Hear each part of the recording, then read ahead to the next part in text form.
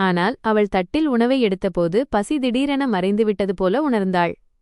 ஒவ்வொரு வாய் உணவின் மீதும் யாரோ ஒருவரின் பார்வை இருப்பது போல அவளுக்கு தோன்றியது. இவர்கள் எவ்வளவுதான் சாப்பிடுவார்கள், எந்த உரிமையுடன் சாப்பிடுவார்கள், இதற்கு பதிலாக ஏதாவது நல்ல விஷயத்தை திருப்பித் தருவார்களா என்பது போல அந்த பார்வை இருந்தது.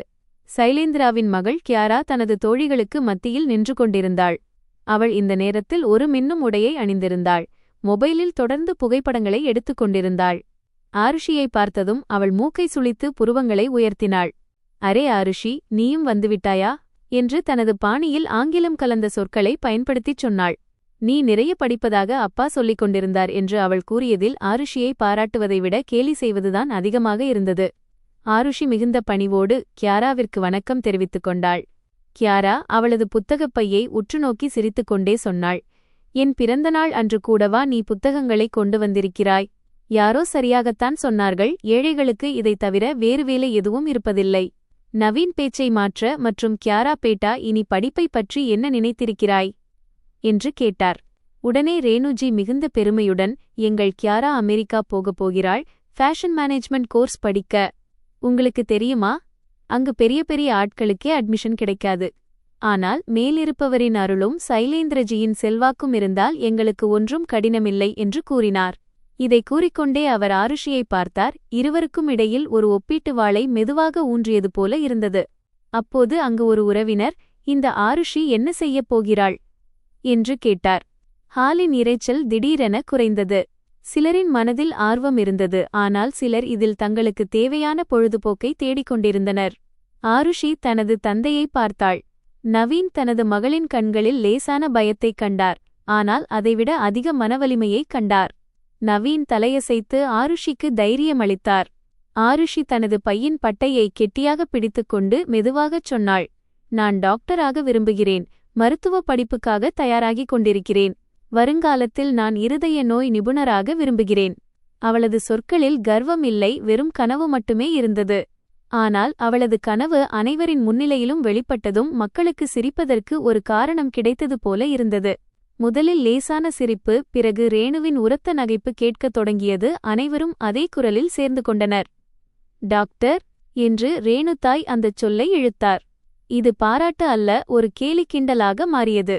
அரே, டாக்டர் ஆவதற்கு எத்தனை லட்சம் ரூபாய் செலவாகும் என்று இவளுக்கு தெரியுமா? புத்தகம், கோச்சிங், ஹாஸ்டல் ஃபீஸ் என எவ்வளவு செலவு என்பது தெரியுமா? இது அரசு பள்ளித் தேர்வு அல்ல, இரவு விளக்கை ஏற்றி வைத்து படித்துவிட்டு காலையில் டாக்டர் ஆகிவிட. சைலேந்திரா மெல்லிய சிரிப்புடன், கனவுகள் நல்லவைதான், ஆனால் ஒவ்வொரு மனிதனும் தனது தகுதியையும் அவுக்காத் பார்த்து கொள்ள வேண்டும் என்றார்.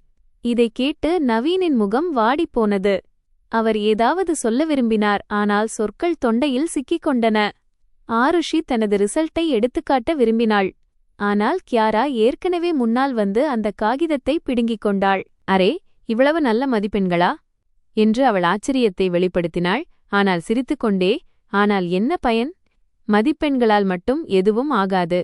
மெடிக்கல் காலேஜில் ஆங்கிலம் பேச வேண்டும், பெரிய பெரிய ஆட்களை சந்திக்க வேண்டும், ஆத்மவிஸ்வாசமும் நம்பிக்கையும் வேண்டும். டாக்டரின் குடும்பமும் நல்ல நிலையில் இருந்தால்தான் எந்த நோயாளியும் நம்புவார்கள் என்றாள். அப்போது ஒரு உறவினர் பின்னாலிருந்து, ஆமாம், ஏழை வீட்டு பெண்ணுக்கு நர்சிங் கோர்ஸ் தான் சரி, மற்றவர்களுக்கு சேவை செய்யலாம், செலவும் குறைவாக இருக்கும் என்றார்.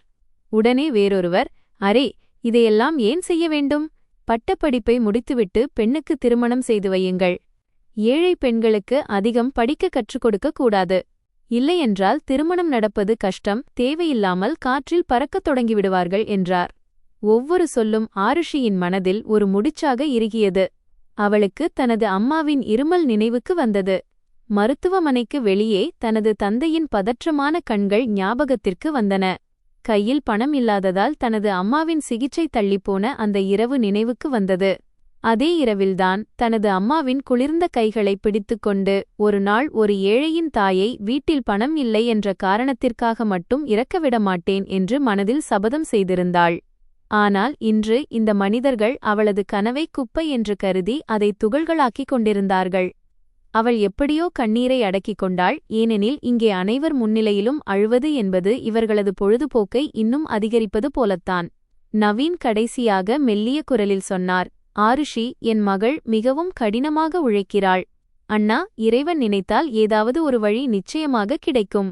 சைலேந்திரா அவரை உற்று பார்த்து, நவீன், பணம் இருப்பவர்களுக்குத்தான் கடவுளும் உதவுகிறார். உன் கடையில் நீ எவ்வளவு சம்பாதித்து விடுவாய்?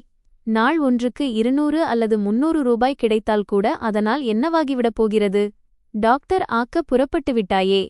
நாளை பெண்ணுக்கு ஃபீஸ் கட்ட முடியாமல் போகும்போது அவளுடைய 1 வருடத்தை வீணாக்கி விடுவாய். பிறகு மக்கள் என்ன சொல்வார்கள் என்றார். இதைக் கேட்டு நவீன் தலையை குனிந்து கொண்டார். அவனது வறுமை அவனது பையில் மட்டுமல்ல, அனைவரது கண்களிலும் எழுதப்பட்டிருப்பதாக அவனுக்கு தோன்றியது. ரேணு தாய் ஆருஷியின் தோளில் கையை வைத்தார். ஆனால் அந்த தொடுதல் அன்பால் நிறைந்திருக்கவில்லை, பாரத்தால் நிறைந்திருந்தது. பார் ஆருஷி பேட்டா, வருத்தப்படாதே. நாங்கள் பெரியவர்கள், அதனால்தான் உனக்கு அறிவுரை கூறுகிறோம். எல்லா கனவுகளும் நல்லவை அல்ல. பணக்காரர்களின் கனவுகள் பணக்காரர்களுக்குத்தான் அழகாக இருக்கும். உன் அப்பா நல்ல மனிதர், ஆனால் மிகவும் உணர்ச்சிவசப்படுபவர். நீயாவது புத்திசாலியாக இரு. வீட்டை கவனி, ஏதாவது ஒரு சிறிய கோர்ஸை, பிறகு திருமணம் செய்து கொள். உன் தந்தையின் தோளில் இருக்கும் சுமையையாவது குறைப்பாய். இதுவே உன் தந்தையின் மகிழ்ச்சியாக இருக்கும். ஒவ்வொரு பெண்ணின் உண்மையான மகிழ்ச்சியும் இதுதான். ஆருஷி மெதுவாக தனது தோளை விடுவித்துக் கொண்டாள். அங்கேயே அமர்ந்திருந்த அவளது முதிய தாத்தாவின் நண்பர் விஸ்வநாத் அவர்கள் அமைதியாக இதையெல்லாம் கவனித்துக் கொண்டிருந்தார். அவரது கண்கள் மங்கலாக இருந்தாலும் அவற்றில் அனுபவத்தின் ஆழம் இருந்தது. அவர் உடனே, அறிவின் மீது யாருக்கும் ஏகபோக உரிமை கிடையாது என்றார். ஆனால் அவர்கள் அனைவரது இரைச்சலில் அவரது குரல் நசுங்கிப் போனது. சைலேந்திரா சிரித்துக்கொண்டே விஷயத்தை மாற்றினார். அரே விடுங்கள் அங்கிள்ஜி, இவர்கள் குழந்தைகள். பெரிய பெரிய கனவுகளை கண்டுவிடுகிறார்கள். பிறகு அவர் தனது வேலைக்காரனிடம் அனைவருக்கும் இனிப்பு வழங்கச் சொன்னார். ஆருஷியின் கனவின் மீதும் யாரோ வெள்ளித்தகடு பூசி அதை கேலியான தட்டில் வைத்துவிட்டது போல அவளுக்குத் தோன்றியது. அவள் மெதுவாக பின்னால் நகர்ந்தாள். பால்கனிக்கு வந்து ஆருஷி ஆழமாக மூச்சை இழுத்தாள். வெளியே புல்வெளி வண்ண விளக்குகளால் ஜொலித்துக் கொண்டிருந்தது. அப்போது எங்கோ தூரத்தில் கோயிலின் ஆரத்தி மற்றும் மணிகளின் சத்தம் அவளுக்கு கேட்டது. அவள் கண்களை மூடிக்கொண்டு கண்ணீரை இமைகளுக்கு அடியில் தடுத்து கொண்டாள். அப்போது நவீன் அவளிடம் வந்தார். அவர் சில நொடிகள் ஒன்றும் பேசவில்லை. தந்தைக்கும் மகளுக்கும் இடையே பெரும்பாலும் சொற்கள் தேவைப்படுவதில்லை, ஏனென்றால் சோகத்தின் இரத்தம் ஒரே நரம்புகளில் ஓடுகிறது. நவீன் மெதுவாக கேட்டார், உனக்கு வருத்தமாக இருக்கிறதா மகளே? ஆருஷி தலையசைத்தாள். இல்லை என்று மட்டும் கூறினாள். அப்பா, டாக்டர் ஆவதற்கு பணக்காரராக பிறந்திருக்க வேண்டுமா?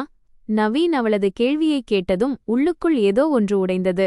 அவர் உடனே, இல்லை மகளே, கடவுள் நீதியானவர், பணம் அல்ல கடின உழைப்பால்தான் அனைத்தும் கிடைக்கும் என்று சொல்ல விரும்பினார். ஆனால் உண்மை என்னவென்றால், கடின உழைப்பு பெரும்பாலும் பணக்காரர்களின் பாதையிலேயே செல்கிறது என்பதையும் அது ஏழைகளின் முதுகெலும்பை ஒடிக்கிறது என்பதையும் அவர் வாழ்க்கையில் பார்த்திருந்தார். இருந்தாலும் அவர் தனது மகளை ஏமாற்ற விரும்பவில்லை. அவள் தலையை வருடிக் கொடுத்து கூறினார், நீ உனது மனதை மட்டும் ஒருபோதும் தோற்றுவிடாதே. பணம் வழிகளை வாங்கலாம், ஆனால் இலக்கை நோக்கி நடக்கும் கால்களை ஒருபோதும் வாங்க முடியாது. ஆருஷி தனது தந்தையின் முகத்தில் இருந்த களைப்பை கண்டாள். கண்களுக்கு கீழே இருந்த ஆழமான கோடுகள், நெற்றியில் இருந்த வியர்வை மற்றும் புன்னகையில் மறைந்திருந்த வலி ஆகியவற்றை அவள் கவனித்தாள். அவளுக்கு கிடைத்த அவமானத்தை விட அவளது தந்தைக்கு அதிக அவமானம் கிடைத்திருக்கிறது என்பது அவளுக்குத் தெரியும். ஏனெனில் ஒரு ஏழை தந்தையின் முன்னால் அவனது பிள்ளையின் கனவு சிறியது என்று சொன்னால் அந்த அடி நேரடியாக அவன் ஆன்மாவில்தான் படுகிறது. ஆருஷி அந்த காகிதத்தை பைக்குள் வைத்துவிட்டு மனதிற்குள் சொல்லிக் கொண்டாள், நான் தோற்க மாட்டேன். இன்று நடந்த இந்த ஏளனத்தை நினைவில் வைத்திருப்பேன். பழிவாங்க அல்ல, முன்னேறுவதற்கு. எனக்கு தேவையான ஊக்கத்திற்காக. அப்போது உள்ளிருந்து அனைவரும் குடும்ப புகைப்படத்திற்காக வருமாறு குரல் வந்தது. நவீன்ஜியும் ஆருஷியும் அழைக்கப்பட்டனர். ஆனால் அவர்களை மிகப்பின்னால் நிற்க வைத்தனர். முன்னால் சைலேந்திரா, ரேணு மற்றும் கியாராவுடன் மற்ற பணக்கார உறவினர்கள் ஆடம்பரமான உடைகளில் அமர்ந்திருந்தனர். புகைப்படக் கலைஞர் சிரியுங்கள் என்றார். நவீன் புன்னகைக்க முயற்சிப்பதை ஆருஷி கவனித்தாள். ஆனால் அவரது கண்களில் புன்னகை இல்லை. இந்த புகைப்படம் வரும் ஆண்டுகளில் சுவரில் மாட்டப்படும் என்றும் அனைவரும் எவ்வளவு மகிழ்ச்சியான குடும்பம் என்று சொல்வார்கள் என்றும் அவளுக்கு தோன்றியது. ஆனால் அந்த புகைப்படத்திற்குப் பின்னால் மறைந்திருக்கும் பாகுபாடு, உடைந்த சுயமரியாதை மற்றும் விரிசல்களின் சுவர்கள் யாருக்கும் தெரியாது. உணவுக்குப் பிறகு கிளம்ப வேண்டிய நேரம் வந்தபோது ரேணு தாய் எஞ்சியிருந்த இனிப்புப் பெட்டியை நவீனிடம் கொடுத்தார். இதை எடுத்துச் செல்லுங்கள். ஆருஷி சாப்பிடுவாள். அவர் சாதாரணமாக கூறினாலும் இது அவர்களுக்குச் செய்யும் உபகாரம் என்பது தெளிவாகத் தெரிந்தது. நவீன்ஜி இனிப்புப் பெட்டியை வாங்க மறுத்தார். ஏனெனில் ஏழை மனிதர்கள் சில நேரங்களில் தங்கள் வீட்டில் உள்ளவர்களுக்கு கிடைப்பதற்காக அவமானங்களையும் சகித்துக் கொள்கிறார்கள். வீட்டிலிருந்து வெளியேறும்போது சைலேந்திரா நவீனை தடுத்து நிறுத்தி, கேளு, உன் பெண்ணை அளவுக்கு அதிகமாக காற்றில் பறக்க விடாதே. நாளை கனவுகள் உடையும்போது துன்பம் உனக்கும் வந்து சேரும் என்றார். மேலும், எங்கள் பெயரில் எந்த கடனும் வாங்கிவிடாதே, புரிந்ததா? எங்கள் கௌரவம் காக்கப்பட வேண்டும் என்றார். நவீன், நீங்கள் கவலைப்படாதீர்கள் அண்ணா என்று மிகுந்த தைரியத்துடன் சொன்னார். ஆனால் உள்ளுக்குள் அவர் உடைந்து போயிருந்தார். ஆருஷி தனது பெரியப்பாவின் முகத்தை கடைசி முறையாக பார்த்தாள். செல்வம் என்பது பணத்தால் மட்டும் உருவாவதில்லை, சில நேரங்களில் அது மனதிற்கு சுற்றிலும் கட்டப்பட்ட உயரிய மதில் சுவர் என்றும் அவளுக்கு புரிந்தது. திரும்பி வரும்போது பேருந்தில் கூட்டம் அதிகமாக இருந்தது. நவீன்ஜி நின்று கொண்டிருக்க ஆருஷிக்கு ஜன்னல் ஓரம் இருக்கை கிடைத்தது. இனிப்பு பெட்டியை மடியில் வைத்திருந்தாள். ஆனால் அதை திறக்க விருப்பமில்லை. சாலையில் சிலர் கார்களில் பாதுகாப்பாக செல்வதையும் சிலர் நடந்து செல்வதையும் அவள் பார்த்து கொண்டிருந்தாள். இந்த இந்திய தேசம் திருவிழாக்களும் வண்ணங்களும் நிறைந்த நாடு மட்டுமல்ல, இது பிறக்கும் முன்பே ஜாதி மற்றும் பாலின தராசில் எடை போடப்படும் கனவுகளின் நாடு என்றும் அவளுக்கு தோன்றியது. வீடு திரும்பியதும் நவீன்ஜி கதவை திறந்தார். உள்ளே இருட்டாக இருந்தது. ஆருஷி தனது அம்மாவின் புகைப்படத்திற்கு முன்னால் விளக்கேற்றி இனிப்பு பெட்டியை வைத்தாள். நவீன் ஆச்சரியத்துடன், நீ சாப்பிடவில்லையா என்று கேட்டார்.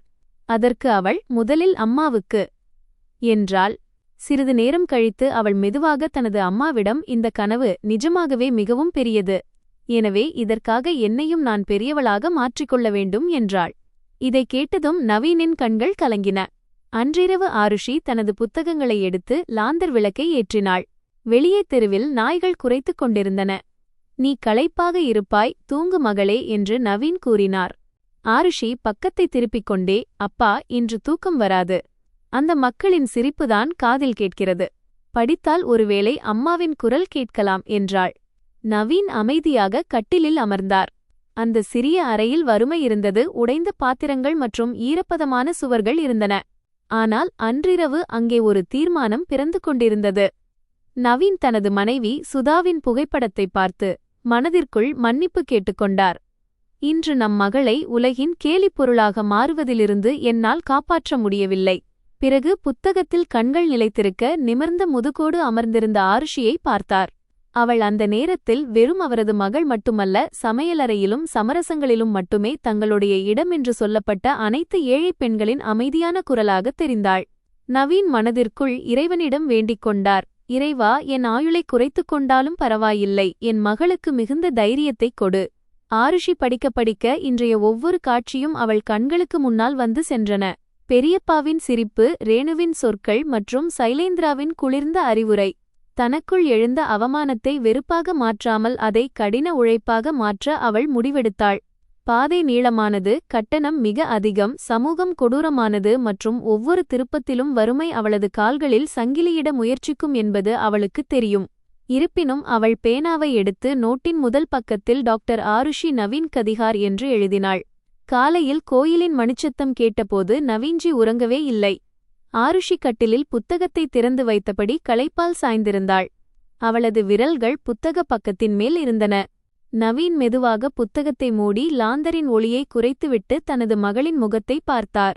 அவமானத்தின் காயம் அவளது நெற்றியில் அமைதியாக அமர்ந்திருந்தது. குழந்தைகள் அவமானங்களை விரைவாக மறந்து விடுவார்களா, அல்லது அதை வாழ்நாள் முழுமைக்குமான திசையாக மாற்றிக்கொள்வார்களா என்று அவர் யோசிக்கத் தொடங்கினார். ஆருஷியின் கனவு எங்காவது அவளது தோள்களில் சுமையாக மாறிவிடுமோ என்று அவர் அஞ்சினார். குளித்து முடித்ததும் அவர் துளசி மாடத்திற்கு அருகில் வந்து அமர்ந்தார். கண்களுக்கு முன்னால் பெரிய அண்ணனின் சலவைக்கல் வீடு வரவில்லை, மாறாக தனது சிறுவயது மண்முற்றம்தான் திரும்ப வந்தது.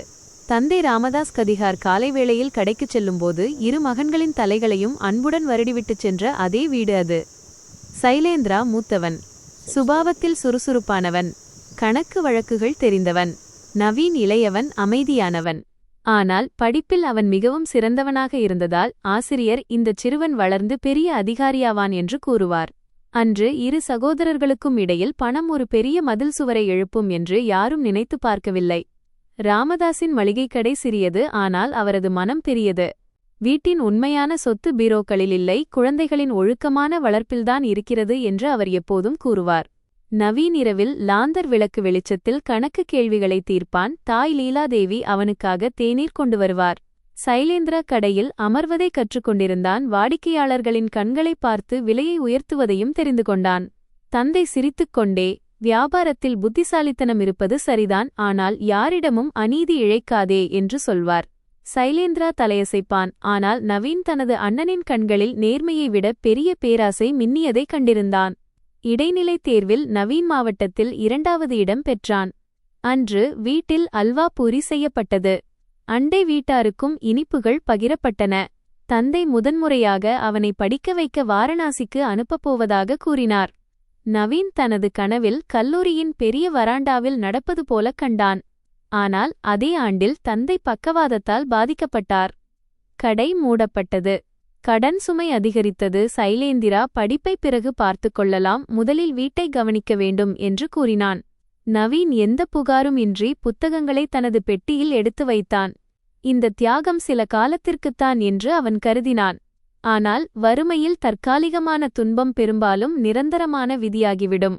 சைலேந்திரா கடையின் பொறுப்பை ஏற்றுக்கொண்டான். ஆனால் கணக்குச் சாவியை தன்னிடம் வைத்துக் கொண்டான்.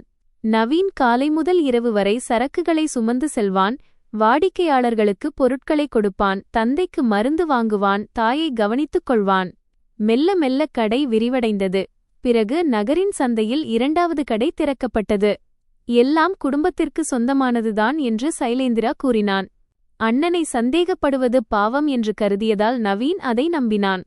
ஆனால் தந்தையின் இறப்பிற்கு பிறகு சொத்து பத்திரங்களை எடுத்தபோது பெரும்பாலான சொத்துக்கள் சைலேந்திராவின் பெயரில் இருப்பதைக் கண்டு நவீன் அதிர்ச்சியடைந்தான்.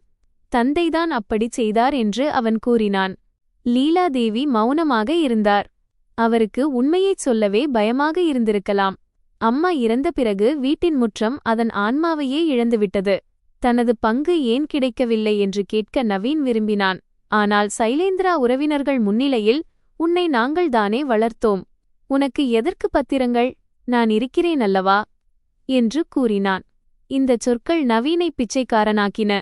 உறவுகளில் கேட்க வேண்டிய உரிமை இறந்துவிட்டது என்பதை அவன் புரிந்து கொண்டான். நவீன் வீட்டை விட்டு வெளியேறி பழைய தெருவில் ஒரு இடிந்துபோன கடையை வாடகைக்கு எடுத்தான். அந்த கடையில் அவன் மிதிவண்டி பழுது பார்க்கும் வேலையை தொடங்கினான். மெல்ல மெல்ல அவன் நவீன் மிஸ்திரி என்று அழைக்கப்படலானான். சுதா அவனது வாழ்க்கையில் மகிழ்ச்சியின் வசந்தமாக வந்தாள். மாநிற முகம், பெரிய கண்கள். திருமணம் எளிமையாக நடந்தது. இருப்பினும் தனது வெறிச்சோடிய வாழ்க்கையில் தீபாவளி பண்டிகையே வந்துவிட்டது போல நவீன் உணர்ந்தான். சுதா ஒருபோதும் அவனை வறுமையை கூறி இழிவுபடுத்தவில்லை. வீட்டின் சுவர்கள் சிறியதாக இருந்தால் என்ன, மனதிற்குள் இடம் பெரியதாக இருக்க வேண்டும் என்று அவள் சொல்வாள். சுதா கையால் செய்த ரொட்டியில் நெய் குறைவாக இருக்கும், ஆனால் அன்பு இவ்வளவு இருக்குமென்றால் அந்த பாசத்தாலும் சொந்தத்தாலேயே பசி அடங்கிவிடும். ஆருஷி பிறந்த அன்று நவீன் முதன்முறையாக மனம் விட்டு அழுதான். அது அரசு மருத்துவமனை. ஜன்னல் உடைந்திருந்தது. சுற்றிலும் கொசுக்கள் மொய்த்துக் கொண்டிருந்தன. ஆனால் செவிலியர் அந்த சிறு குழந்தையை நவீனின் கைகளில் வைத்தபோது இந்த உலகம் அவனை மீண்டும் ஏற்றுக்கொண்டது போல அவனுக்கு தோன்றியது. சுதா கலைத்த புன்னகையுடன், இவளை நன்றாக படிக்கவை, மகளாக பிறந்திருக்கிறாள் என்பதற்காக இவளிடம் அநீதி இழைக்காதே, எதையும் சிறியதாக நினைக்காதே என்றாள். நவீன் அதே தருணத்தில் அவளுக்கு வாக்குறுதி அளித்தான். எந்த காகிதத்திலும் எழுதப்படாத, ஆனால் அவனது ஆன்மாவில் பொறிக்கப்பட்ட வாக்குறுதி அது. பிறகு ஆண்டுகள் கடந்தன. பைக் காலியாகும்போதெல்லாம் அந்த வாக்குறுதி அவனை மீண்டும் ஒருமுறை எழுந்து நிற்க வைத்தது. அது கர்வா சவுத் இரவு. சுதாவின் நெஞ்சில் வலி ஏற்பட்டது. அவள் நோன்பு இருந்தாள். நவீனின் காலில் விழும்போது அவள் திடீரென அமர்ந்துவிட்டாள். நவீன் பதறினான். ஆனால் சிறிது களைப்புதான் என்று சுதா கூறினாள். ஏழை வீடுகளில் நோய் என்பது பெரும்பாலும் களைப்பாக மாற்றப்படுகிறது. ஏனெனில் நோயை ஏற்றுக்கொள்வது என்றால் மருத்துவ கட்டணம், மருந்து, பரிசோதனை என பெரிய செலவுகளை குறிக்கும். பல மாதங்களாக சுதா இந்த வலியை மறைத்து வந்தாள். மிதிவண்டி பழுது பார்ப்பதன் மூலம் நவீன் சேமிக்கும் பணம் அனைத்தும் பள்ளிப் படிப்புச் செலவிற்கே சென்றுவிடும். சுதா சிரித்துக்கொண்டே, எனது மருந்து ஆருஷியின் புத்தகங்கள்தான் என்று சொல்வாள். இந்தச் சொற்களில் எவ்வளவு வலி இருந்தது என்பதை நவீன் மிக தாமதமாகவே புரிந்து கொண்டான். சுதாவின் உடல்நிலை மோசமடைந்த அந்த இரவு பலத்த மழை பெய்து கொண்டிருந்தது. எப்படியோ நவீன் ஒரு ரிக்ஷாவை ஏற்பாடு செய்தான். ஆனால் பாதையின் பாதியில் தண்ணீர் தேங்கியதால் அவன் தனது மனைவியை மடியில் தூக்கிக் கொண்டு மருத்துவமனைக்குச் செல்ல வேண்டியிருந்தது. அது ஒரு தனியார் மருத்துவமனை. அவர்கள் அட்வான்ஸ் பணம் கேட்டனர். இதனால் நவீன் உடனே சுதாவை அரசு மருத்துவமனைக்கு கூட்டிச் சென்றான். அரசு மருத்துவமனையில் மருத்துவர் தாமதமாக வந்தார். ஆருஷி அப்போது 10 வயது சிறுமி. நனைந்த உடைகளுடன் தனது அம்மாவின் கையை பிடித்துக்கொண்டு நின்றிருந்தாள். மறுபுறம் சுதாவின் மூச்சு நின்றது. சுதா நவீனிடம், ஆருஷியை அழவிடாதே, அவளை நன்றாக படிக்கவை என்றாள். பிறகு அவள் தனது மகளைப் பார்த்து, நீ டாக்டராக வேண்டும். யாருக்காவது நெஞ்சு வலி என்று வந்தால் பணத்திற்காக ஒருபோதும் அவர்களை திருப்பி அனுப்பாதே என்றாள். இதன் பிறகு சுதாவின் கண்கள் அமைதியடைந்தன. சுதாவின் இறுதிச் சடங்கின்போது கங்கை கரையில் புகை எழுந்து கொண்டிருக்க ஆருஷி கல்லைப் போல நின்றிருந்தாள். அவள் அழவில்லை. அவள் சிறுமி என்பதால் ஒன்றும் புரியவில்லை என்று நவீன் நினைத்தான். ஆனால் இரவில் தனது அம்மாவின் பழைய புடவையை கையில் எடுத்துக்கொண்டு, அப்பா, அம்மாவின் இதயத்தை யாரால் குணப்படுத்த முடிந்திருக்கும் என்று கேட்டாள். அப்போதுதான் தன் அம்மா இறுதிச் சொற்களாக தன்னை டாக்டராகச் சொன்னது ஆருஷிக்கு நினைவுக்கு வந்தது. அவள் மீண்டும், நம்மால் ஏன் நல்ல மருத்துவரை பார்க்க பணம் கொடுக்க முடியவில்லை என்று கேட்டாள். இந்த கேள்வி நவீனை உள்ளுக்குள் சுட்டுப் பொசுக்கியது. அவனால் எந்த பதிலும் சொல்ல முடியவில்லை. அன்றிரவு ஆருஷி, நான் இதய சிகிச்சை நிபுணராகப் போகிறேன் என்று கூறினாள். இதை கேட்டு நவீன் தனது மகளை கட்டியணைத்துக் கொண்டார். ஆனால் அவர் கண்களில் ஒரு பயமும் இருந்தது. காலம் முன்னோக்கிச் சென்றது. ஆனால் வீட்டில் சுதாவின் குறைபாடு எல்லாவற்றிலும் தெரிந்தது. அடுப்பில் ரொட்டி சூடாகும்போது அவள் வந்து அதை திருப்பி போடுவாள் என்று தோன்றும். பண்டிகை வந்தால் ஆருஷி தனது அம்மாவின் புகைப்படத்தை எடுத்துக்கொண்டு அமர்ந்து விடுவாள். நவீன் தனது மிதிவண்டி பழுதுபார்க்கும் கடைக்கு வெளியே ஒரு தேநீர் கடையையும் வைத்தார். அதனால் இன்னும் கொஞ்சம் பணம் சம்பாதிக்க முடியும் என்று. நாள் முழுவதும் வேலை செய்த பிறகு இரவில் உட்கார்ந்து ஆருஷியின் நோட்டு புத்தகங்களை பார்ப்பார். அவருக்கு கணித விதிகள் இப்போது மறந்து போயிருக்கலாம். ஆனால் மகளின் சொற்களை பார்த்து பெருமைப்படுவார். பலமுறை களைப்பினால் அவரது முதுகு உடைந்துவிடும். இருந்தாலும் ஆருஷி, அப்பா, என்னால் செய்ய முடியுமா இல்லையா என்று கேட்கும்போது, நீ எனது பங்கின் படிப்பையும் சேர்த்து படிப்பாய் மகளே என்று எப்போதும் கூறுவார். முந்தைய நாள் இரவின் அவமானம் காலையின் அமைதியில் பரவியிருந்தது. ஆருஷி எழுந்தபோது தனது தந்தை முற்றத்தில் அமர்ந்திருப்பதை பார்த்தாள். நவீனின் கண்கள் வீங்கியிருந்தன. ஆனாலும் அவர் புன்னகைத்தார். தேநீர் போடட்டுமா மகளே? ஆருஷி மறுத்துவிட்டு, அப்பா, நீங்கள் வருத்தமாக இருக்கிறீர்களா என்று கேட்டாள். நவீன் திடுக்கிட்டார். நான் ஏன் வருத்தப்படப் போகிறேன்? அவள் கூறினாள், ஏனென்றால் என் காரணத்தினால் எல்லாரும் உங்களை நிறைய திட்டினார்கள். நவீன் மகளை பார்த்தார். ஏழை பிள்ளைகள் சீக்கிரம் வளர்ந்து விடுவார்கள். ஏனென்றால் அவர்கள் தங்கள் பெற்றோரின் காயங்களை தங்கள் தவறு என்று நினைக்கத் தொடங்கிவிடுவார்கள் என்பதை அவர் உணர்ந்தார். அவர் கூறினார், மகளே, உனது கனவுகளினால் எனக்கு துன்பமில்லை, மாறாக அந்த மனிதர்களின் குறுகிய எண்ணத்தினால்தான் வருத்தம். அன்று கடையில் வேலை மிக அதிகமாக இருந்தது. நவீன் நாள் முழுவதும் கருவிகளை இயக்கிக் கொண்டே இருந்தார். ஆனால் ஒவ்வொரு அடியிலும் சைலேந்திரா அண்ணனின் குரல் கேட்டுக்கொண்டிருந்தது. உன் தகுதியை பார்த்து நட. இந்தச் சொற்கள் சுத்தியலை விட கனமாக இருந்தன. அருகில் தேநீர் கொதித்துக் கொண்டிருந்தது. வாடிக்கையாளர்கள் வந்து பணம் கொடுத்து வேலை செய்ய முயற்சித்தனர். சிலர் கடனுக்குச் சொல்லிவிட்டுச் சென்றனர். நவீன் யாரிடமும் கடுமையாக பேசவில்லை. காலில் ஊனம் இருப்பது ஒருவனை சிறியவனாக ஆக்கிவிடாது. மாறாக அகங்காரம் கொண்டவர்களே ஆன்மாவால் சிறியவர்கள் ஆவார்கள் என்பது அவருக்கு தெரியும். மதியம் தந்தையின் நண்பர் விஸ்வநாத் அவர்கள் கடைக்கு வந்தார். அவர் தேநீர் குடித்தார். நெடுநேரம் நவீன் வேலை செய்வதை பார்த்து கொண்டிருந்தார். பிறகு கூறினார், நேற்று நடந்தது எது நடந்தாலும் நான் எல்லாவற்றையும் கவனித்தேன். நவீன் தனது பார்வையை தாழ்த்திக் கொண்டார். விடுங்கள் பாபுஜி, குடும்பத்தில் இதெல்லாம் நடப்பது வழக்கம். விஸ்வநாத் பெருமூச்சு விட்டார். குடும்பம் என்பது நம்முடையவர்களை மேலே உயர்த்துவதுதான். யார் மிதிக்கிறார்களோ அவர்கள் குடும்பம் அல்ல, அது ஒரு கூட்டம். ஆருஷியின் கண்களில் நான் வேகத்தைக் கண்டேன். அந்த வேகத்தை ஒருபோதும் குறைய விடாதே. நவீன் முதன்முதலாக ஒருவரிடம் தனது துயரத்தை ஏற்றுக்கொண்டு கூறினார், இந்த வேகத்தின் நெருப்பில் அவளே எரிந்து விடுவாளோ என்று நான் பயப்படுகிறேன். விஸ்வநாத் மெதுவாக கூறினார், கடமையைச் செய், பலனைப் பற்றி கவலைப்படாதே.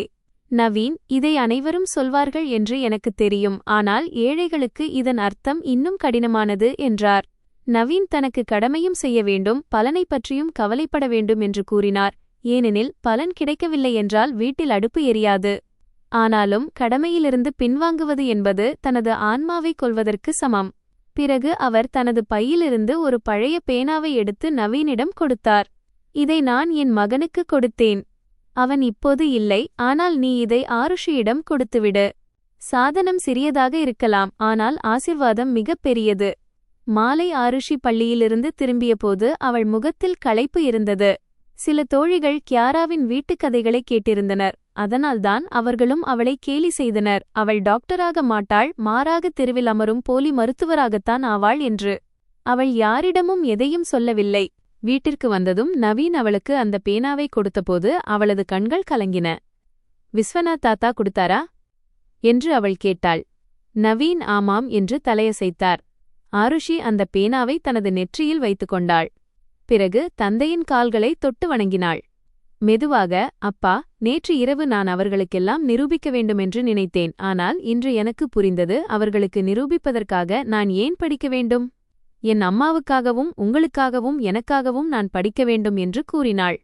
ஆருஷியின் பேச்சை கவனித்த நவீன் தனது மகள் உண்மையிலேயே வளர்ந்து வருகிறாள் என்பதை புரிந்து கொண்டார். நவீன் ஒரு சிறிய பெட்டியை வெளியே எடுத்தார். அதில் மடிந்த நோட்டுகள், நாணயங்கள் மற்றும் சுதாவின் உடைந்த கொலுசு இருந்தது. அந்த திருமணத்தின் கடைசி நினைவு அது. அவர் அதை கையில் பிடித்துக்கொண்டு நீண்ட நேரம் பார்த்தார். ஆருஷிக்கு அது புரிந்தது. வேண்டாம் அப்பா, இதை விற்காதீர்கள். நவீன் புன்னகைத்தார். மகளே, நகைகளை அணிவதால் அழகு கூடுவதில்லை. இது உனது புத்தகமாக மாறினால் அது உனது அம்மாவின் ஆன்மாவிற்கு இன்னும் அதிக அமைதியை தரும். இதை கேட்டதும் ஆருஷியின் கண்களிலிருந்து கண்ணீர் நிற்கவில்லை. மறுநாள் நவீன் அந்த துணைக்கொலுசுடன் பொற்கொல்லர் கடைக்கு சென்றார்.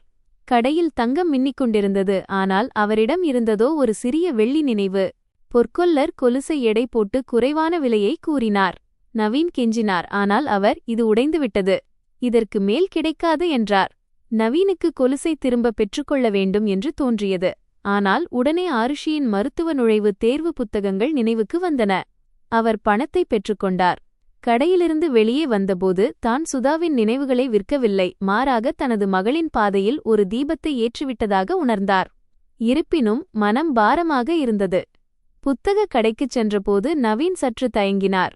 அங்கு தடிமனான ஆங்கில புத்தகங்கள், வண்ணமயமான வழிகாட்டிகள், கைட்ஸ், வினாத்தாள்கள் மற்றும் சுவரில் வெற்றி பெற்ற மாணவர்களின் படங்கள் இருந்தன.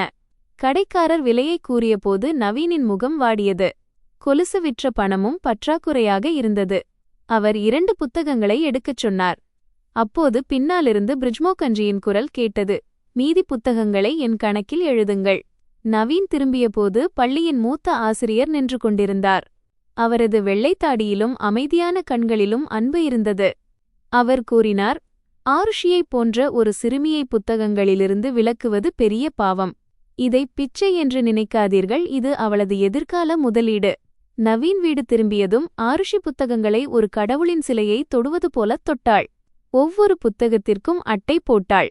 மூலையில் தனது பெயரை எழுதினாள். அம்மாவின் புகைப்படத்திற்கு முன்னால் கைகூப்பி நின்றாள். பிறகு தந்தையை திரும்பி பார்த்து, உங்களுக்கு நான் எப்படி பதில் செய்வேன் என்று கேட்டாள். நவீன் அவளது தலையில் கை வைத்து, மகளே, வெற்றி பெறுவது தந்தையின் கடனை அடைப்பதல்ல, அது ஒரு தந்தையின் வாழ்க்கையை பூரணமாக்குகிறது என்றார். வெளியே இருள் சூழ்ந்து கொண்டிருந்தது. குழந்தைகள் தெருவில் விளையாடிக் கொண்டிருந்தனர். ஆனால் இந்தச் சிறிய அறையில் ஒரு புதிய உலகம் உருவாகிக் கொண்டிருந்தது. அங்கு வறுமை இருந்தது, ஆனால் தோல்வி இல்லை. இரவில் நவீனால் நீண்ட நேரம் தூங்க முடியவில்லை. சைலேந்திராவின் வீடு, தனது உடைந்த கடை, சுதாவின் சிதை நினைவுக்கு வந்தன. பேனாவை பிடித்துக் கொண்டிருந்த ஆருஷியின் முகத்தை பார்த்தபோது வாழ்க்கை அவனிடமிருந்து எல்லாவற்றையும் பறித்துக்கொண்டு ஒரே ஒரு பரிசை மட்டும் கொடுத்திருக்கிறது என்று தோன்றியது. மகளின் கண்களில் இருந்த தன்னம்பிக்கை. அவர் இறைவனிடம் பணம் எதையும் கேட்கவில்லை.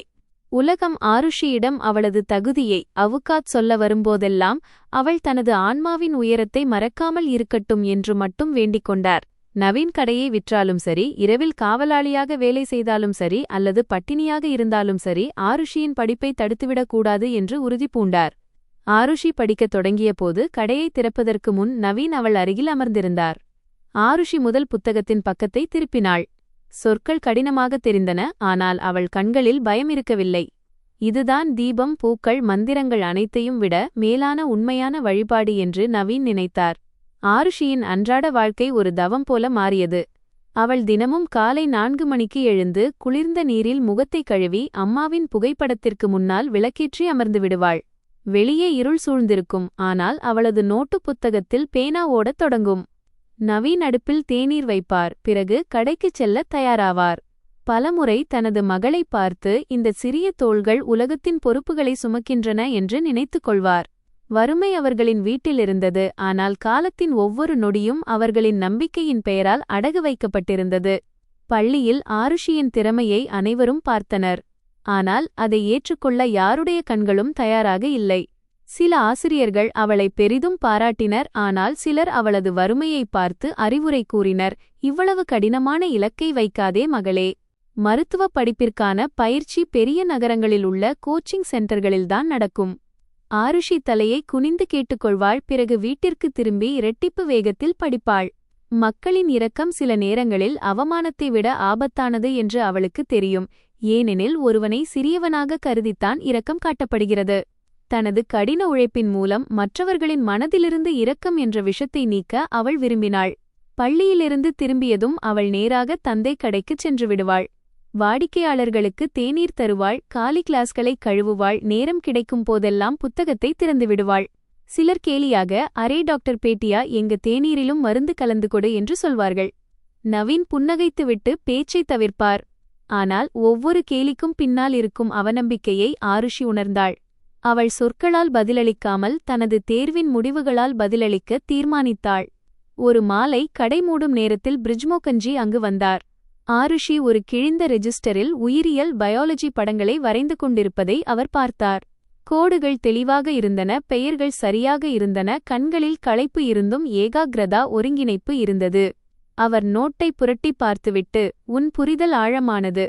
ஆனால் தேர்வு அறிவை மட்டுமல்ல, பயிற்சியையும் கேட்கும் என்றார். ஆருஷி தயக்கத்துடன், சார், கோச்சிங் இல்லாமல் முடியுமா என்று கேட்டாள். அவர் சிறிது நேரம் அமைதியாக இருந்துவிட்டு, பாதை கடினம், ஆனால் முடியாததல்ல. ஆனால் முதலில் உனக்குள் இருக்கும் பயத்தை நீ தோற்கடிக்க வேண்டும் என்றார். அன்றிலிருந்து பிரிஜ்மோகன்ஜி ஒவ்வொரு ஞாயிற்றுக்கிழமையும் ஆருஷியை தனது வீட்டிற்கு அழைக்கத் தொடங்கினார். அவர் பழைய வினாத்தாள்களை கொடுத்து அதில் தவறுகளைச் சுட்டிக்காட்டி தேர்வில் நேரத்தை எப்படி பிரிப்பது என்று கற்றுக் கொடுத்தார். ஆருஷியை யாரும் ஒரு ஏழை பெண்ணாக பார்க்காமல் ஒரு மாணவியாக பார்ப்பது அவளுக்கு முதன்முறையாக தெரிந்தது. அந்த மரியாதை அவளுக்கு எந்த ஸ்காலர்ஷிப்பை விடவும் பெரியதாக தெரிந்தது. அவள் திரும்பும்போது மனதிற்குள் அவர் வீட்டின் வாசலுக்கு பிரணாமம், வணக்கம் செய்வாள். ஆனால் சிரமம் படிப்போடு மட்டுமல்ல. சில நேரங்களில் வீட்டில் எண்ணெய் தீர்ந்துவிடும், சில நேரங்களில் மின்சார கட்டணம் செலுத்த தாமதமாகும். லாந்தர் விளக்கு அடியில் படிக்கும்போது அதன் புகை கண்களை எரிக்கும். நவீன் ஆருஷியின் தலைக்கு அருகில் விசிறி வீசிக்கொண்டே இருப்பார், ஆனால் களைப்பின் காரணமாக அவரது கை சிறிது நேரத்தில் மெதுவாகிவிடும். தனது தந்தையின் களைப்பை பார்த்து ஆருஷி பலமுறை புத்தகத்தை மூடிவிட நினைப்பாள். ஆனால் பிறகு மனதின் குரல் அவளுக்கு நினைவுக்கு வரும். அப்போது அவள் கண்ணீரை துடைத்துவிட்டு மீண்டும் படிக்கத் தொடங்குவாள். அவளுக்கு ஒவ்வொரு சூத்திரமும் ஏதோ ஒரு உயிரின் இதயத்துடிப்பாக மாறியிருந்தது. சுற்றியுள்ள செய்திகளும் அவ்வப்போது காதுக்கு வந்து சேரும். ரேணுதாய் அண்டை வீட்டாரிடம் தனது மகளுக்காக லக்னோவிலிருந்து சிறப்பு பயிற்சி ஆசிரியர் வருவதாகவும், ஆங்கிலம் பேசும் வகுப்பு தொடங்கப்பட்டுவிட்டதாகவும், பாஸ்போர்ட் முதல் வங்கி ஆவணங்கள் வரை அனைத்தும் தயாராக இருப்பதாகவும் பெருமையுடன் சொல்வார். ஆருஷி இதை கேட்கும்போதெல்லாம் அவளுக்குள் பொறாமையை விட ஒரு விசித்திரமான அமைதியே உருவானது. சிலருக்கு ஓடுவதற்கு காலணிகள் கிடைக்கின்றன, சிலரோ காலணிகள் இல்லாமலே நடக்க வேண்டியிருக்கிறது என்பது அவளுக்கு புரியத் தொடங்கியது. ஆனால் வெறும் கால்களுடன் நடப்பவன் பூமியை அதிக ஆழமாக உணரவும் புரிந்து கொள்ளவும் முடிகிறது. இந்த புரிதல் அவளது பலமாக மாறிக்கொண்டிருந்தது. ஒரு நாள் பள்ளியில் தொழில் வழிகாட்டுதல், கெரியர் கவுன்சிலிங் நிகழ்ச்சி நடைபெற்றது. வெளியிலிருந்து வந்திருந்த பேச்சாளர் மாணவர்களிடம் அவர்களின் கனவுகளை பற்றி கேட்டார். யாரோ இன்ஜினியர் என்றார்கள், யாரோ வங்கி அதிகாரி என்றார்கள். அதே வரிசையில் ஆருஷி டாக்டர் என்று கூறியதும் பின்னாலிருந்தவர்கள் சிரிக்கத் தொடங்கினர். அவர், உன் அப்பா என்ன வேலை செய்கிறார் என்று கேட்டார். ஆருஷி எவ்வித தயக்கமும் இன்றி, அவர் மெக்கானிக், தேநீர் கடையும் வைத்திருக்கிறார் என்று கூறினாள். அந்த நபர் மென்மையான குரலில், இது மிகவும் நல்லது என்றார். ஆனால் நிதி திட்டமிடுதல், எகனாமிக் பிளானிங் அவசியம் என்றும் கூறினார். ஆருஷி தன்னம்பிக்கை நிறைந்த குரலில், திட்டம் கடின உழைப்பிலிருந்து தொடங்கும் சார். மீதி பாதையை நான் தேடிக்கொள்வேன் என்று கூறினாள். இதன் பிறகு பள்ளியின் முதல்வர் அவளை தனது அறைக்கு அழைத்தார். தான் அதிகமாக பேசிவிட்டோமோ என்று ஆருஷி பயந்தாள். ஆனால் முதல்வர் அலமாரியிலிருந்து ஒரு பழைய புத்தகத்தை எடுத்து, இது என் மகளுடையது, இப்போது இதற்கு அவசியமில்லை என்றார். பிறகு சிறிது இடைவெளி விட்டு, ஆருஷி, சமூகம் முதலில் பெண்களை பயமுறுத்துகிறது, பிறகு அவர்களின் துணிச்சலை பார்த்து விதிகளை மாற்றுகிறது. ஆனால் ஒன்று மட்டும் நினைவில் கொள், உன் பணிவை, ஹியூமிலிட்டி ஒருபோதும் விட்டுவிடாதே என்றார். அவள் அந்த புத்தகத்தை வாங்கிக் கொண்டாள். அவளது கண்களில் நன்றி இருந்தது. அதே சமயம் அவளது பாதையில் கொடூரமான மனிதர்கள் மட்டுமல்ல, அவளை விழவிடாமல் தடுக்க விரும்பும் பல மறைமுகமான கரங்களும் இருப்பதை அவள் உணர்ந்தாள். நவீன்ஜியின் பிடிவாதத்தைப் பற்றி அந்த பகுதியினர் பேசத் தொடங்கினர். மகளுக்காக இவ்வளவு செலவு செய்து என்ன கிடைக்கப் போகிறது என்று சிலர் கேட்டனர். நாளை திருமணம் செய்யும்போது வரதட்சணைக்கு எங்கே போவார் என்று மற்றவர்கள் கேட்டனர். முதலில் நவீன்ஜி பதில் சொல்லவில்லை. பிறகு ஒரு நாள், நான் வரதட்சணைக்காக மகளை வளர்க்கவில்லை, அவளது வாழ்க்கையை செதுக்குவதற்காக வளர்க்கிறேன் என்றார். இதைக் கேட்டு அனைவரும் சிரித்தனர். ஒரு முதிய பெண் ஆருஷியின் தலையில் கை வைத்து, படி மகளே, எங்கள் தலைமுறை மௌனமாக இருந்து நிறைய இழந்துவிட்டது என்றார். ஆருஷியின் கனவு அவளுடையது மட்டுமல்ல, பல தாய்மார்கள் மற்றும் பெண்களின் முழுமையடையாத குரல்களும் அவளுடன் இணைந்திருப்பதை அவள் உணர்ந்தாள். நவீன் கூடுதல் வருமானத்திற்காக இரவில் பேருந்து நிலையம் அருகில் தேநீர் விற்கத் தொடங்கினார். அவர் நள்ளிரவு வரை தொழிலாளர்கள், ஓட்டுநர்கள் மற்றும் ரிக்ஷா ஓட்டுநர்களுக்கு தேநீர் வழங்கிவிட்டு காலையில் கடையை திறப்பார். ஆனால் அதனுடன் சேர்த்து அவளது இருமலும் அதிகரித்துக் கொண்டிருந்தது. ஆனால் அதை அவர் ஆருஷியிடமிருந்து மறைத்தார். ஒரு இரவு ஆருஷி தண்ணீர் குடிக்க எழுந்தபோது தந்தை முற்றத்தில் அமர்ந்து நெஞ்சில் கை வைத்திருப்பதைக் கண்டாள். அவள் பயந்து போய், வலி இருக்கிறதா என்று கேட்டாள். அதற்கு நவீன் சிரித்துக்கொண்டே, அரே இல்லை, இது களைப்புதான் என்றார். ஆருஷியின் முகம் வாடியது. தனது அம்மா கூறியது அவளுக்கு நினைவுக்கு வந்தது. ஏழை வீடுகளில் நோய் என்பது முதலில் களைப்பாகத்தான் அழைக்கப்படும். தனது தந்தையின் மருந்துக்கும் தனது புத்தகங்களுக்கும் அவள் இன்னும் கடினமாக உழைக்க வேண்டுமென்று அன்றே முடிவெடுத்தாள். ஆருஷி சிறிய குழந்தைகளுக்கு டியூஷன் எடுக்கத் தொடங்கினாள். மாலை கடை முடிந்து வந்ததும் அக்கம்பக்கத்து சிறுவர்களுக்கு கணிதமும் அறிவியலும் கற்றுக் கொடுத்தாள். பதிலுக்கு யாராவது 100 ரூபாய் கொடுத்தால் சிலர் காய்கறிகளையோ அல்லது தானியங்களையோ கொடுத்தார்கள். அவள் எதையும் மறுக்காமல் வைத்துக் கொண்டாள். ஏனென்றால் கௌரவம் என்பது பணத்தில் மட்டும் இல்லை, உழைப்பிற்கு ஈடாக பரிமாறிக்கொள்ளப்படும் பொருட்களிலும் இருக்கிறது என்பது அவளுக்கு புரிந்தது. குழந்தைகளின் நோட்டு புத்தகங்களை திருத்தும்போது அவள் தன்னையும் சுயபரிசோதனை செய்து கொண்டாள். பலமுறை சிறு குழந்தைகள், அக்கா, நீங்கள் உண்மையிலேயே டாக்டராவீர்களா என்று கேட்பார்கள். அவள் புன்னகைத்து, ஆம், ஆனால் நீங்கள் என் ஹாஸ்பிட்டலுக்கு நோய்வாய்ப்பட்டு வரக்கூடாது, எப்போதும் ஆரோக்கியமாக இருக்க வேண்டும் என்று சொல்வாள். தேர்வுத் தேதி நெருங்க நெருங்க மன அழுத்தம் அதிகரித்தது. ஆருஷி தனது அறைச்சுவரில் காலண்டரை ஒட்டினாள். ஒவ்வொரு நாளுக்கும் ஒரு இலக்கை எழுதினாள். உயிரியல், வேதியியல், இயற்பியல் என ஒவ்வொரு பாடத்துடனும் அவளது போர் தனித்துவமாக இருந்தது. பலமுறை இயற்பியலில் சிக்கிக்கொண்டு அவள் அழத் தொடங்குவாள். வினாத்தாள்கள் ஆங்கில வழி மாணவர்களின் மொழியில் எழுதப்பட்டது போல அவளுக்கு தோன்றும். ஆனால் பிரிஜ்மோகன்ஜி அவளுக்கு புரிய வைத்தார். அறிவியல் என்பது ஜாதி, பணம் மற்றும் மொழியை விட உயர்ந்தது. ஆனால் அதை புரிந்து கொள்வதற்குரிய வசதிகள் எல்லோருக்கும் சமமாக இருப்பதில்லை.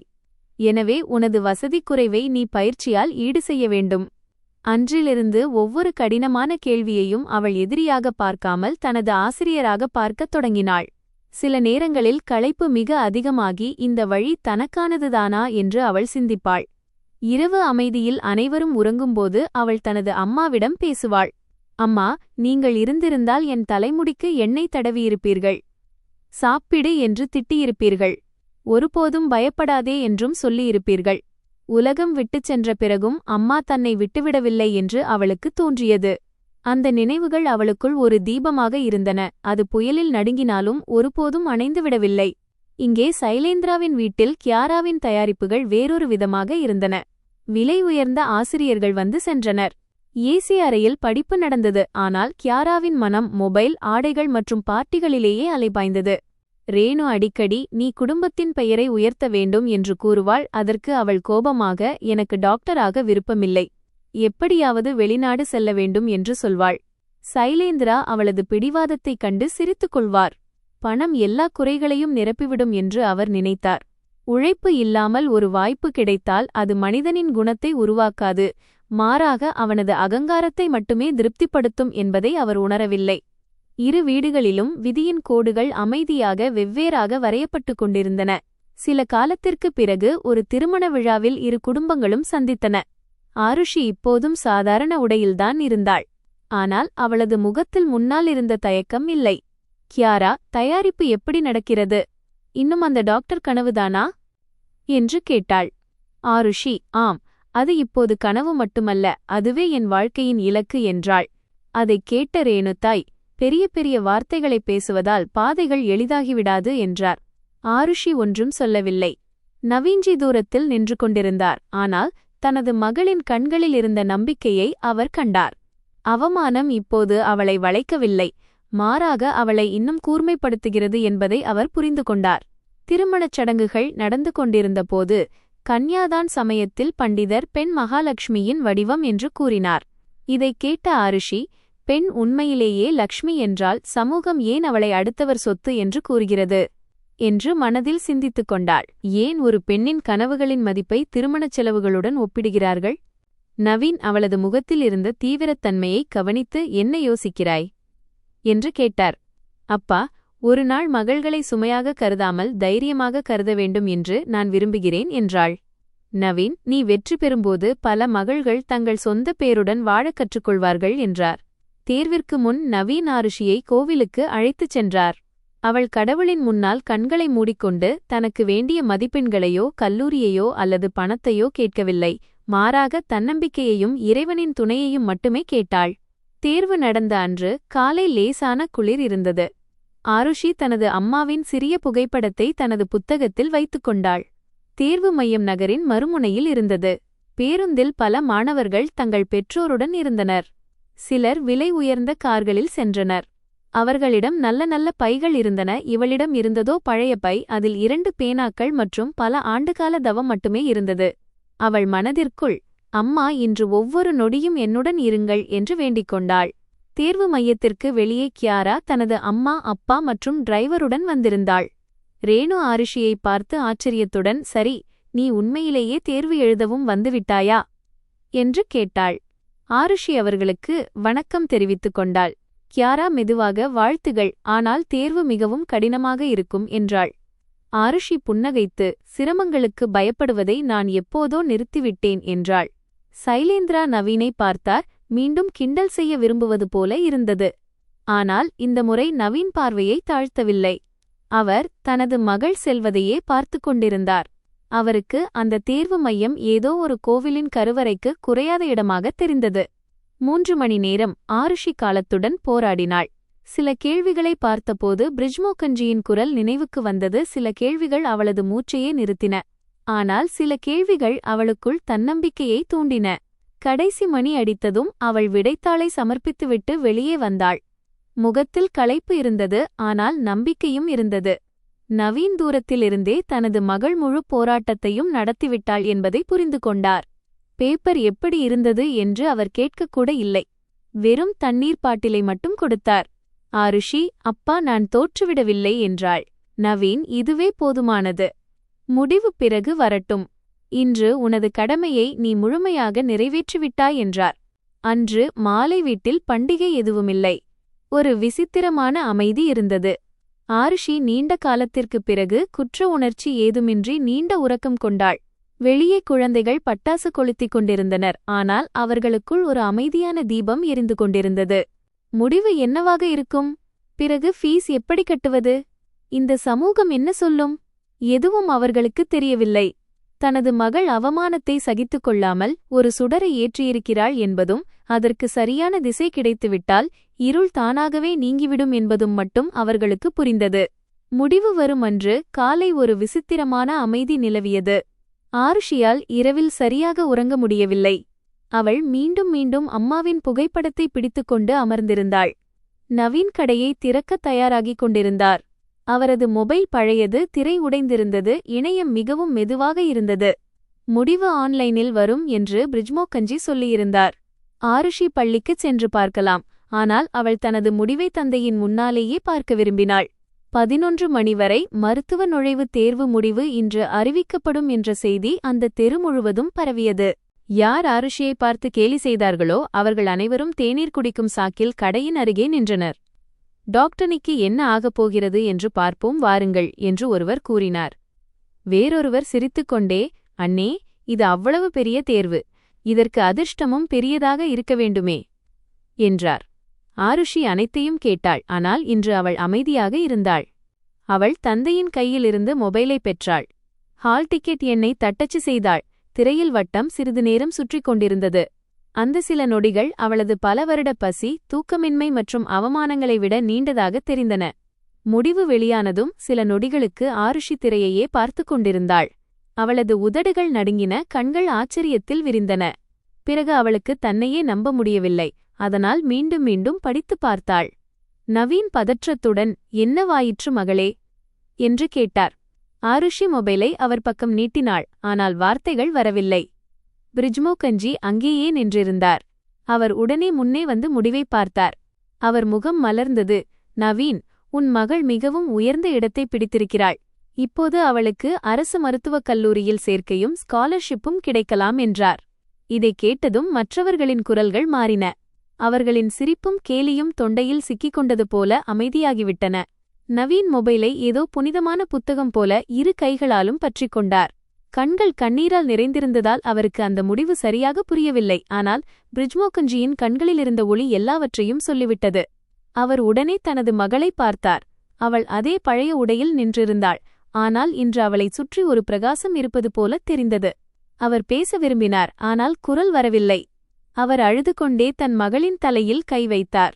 ஆருஷி உடனே தன் தந்தையை கட்டிக்கொண்டு விம்மி விம்மி அழுதாள். தெருவில் நின்றிருந்த அனைவரும் அமைதியாக இதை பார்த்து கொண்டிருந்தனர். மாலைக்குள் செய்தி சைலேந்திராவின் வீட்டிற்குச் சென்றது. முதலில் ரேணுவால் நம்பவே முடியவில்லை. நவீன் ஏதோ பொய்ப்புரளியை பரப்புகிறான் என்று கியாராவிடம் கூறினாள். கியாரா இணையத்தில் முடிவை சரிபார்த்துவிட்டு அமைதியானாள். ஏனெனில் ஆருஷியின் பெயர் பட்டியலில் உண்மையிலேயே இருந்தது. சைலேந்திரா உடனே செய்தித்தாள் வரவழைத்து தெரிந்த ஒரு மருத்துவருக்கு ஃபோன் செய்தார். ஆருஷியின் மதிப்பெண்கள் உண்மையிலேயே மிகச் சிறந்தவை என்று தெரிந்ததும் அவர் முகத்திலிருந்த மகிழ்ச்சி மறைந்தது. தகுதியில் இருக்க வேண்டும் என்று அவர் சொன்ன அந்தப் பெண் இப்போது தங்கள் குடும்பத்தின் கதையையே மாற்றப் போகிறாள் என்று அவர் எண்ணினார். 2 நாட்களுக்குப் பிறகு சைலேந்திரா நவீனுக்கு ஃபோன் செய்து, "நாம் குடும்பத்தில் இனிப்பு வழங்க வேண்டுமே" என்றார். அவர் குரலில் இனிப்பு இருந்தது. ஆனால் நவீன் அதற்குள் இருந்த கசப்பை உணர்ந்தார். இருப்பினும் அவர் ஆருஷியை அழைத்துக்கொண்டு அந்த பங்களாவிற்குச் சென்றார். ஏனெனில் தனது மகளின் இந்த சாதனையை மறைக்க வேண்டிய அவசியமில்லை. இந்த முறை செக்யூரிட்டி கார்டு அவர்களை பார்த்தும் தடுக்கவில்லை. ஒருவேளை அவனுக்கு செய்தி முன்னரே தெரிந்திருக்கும்.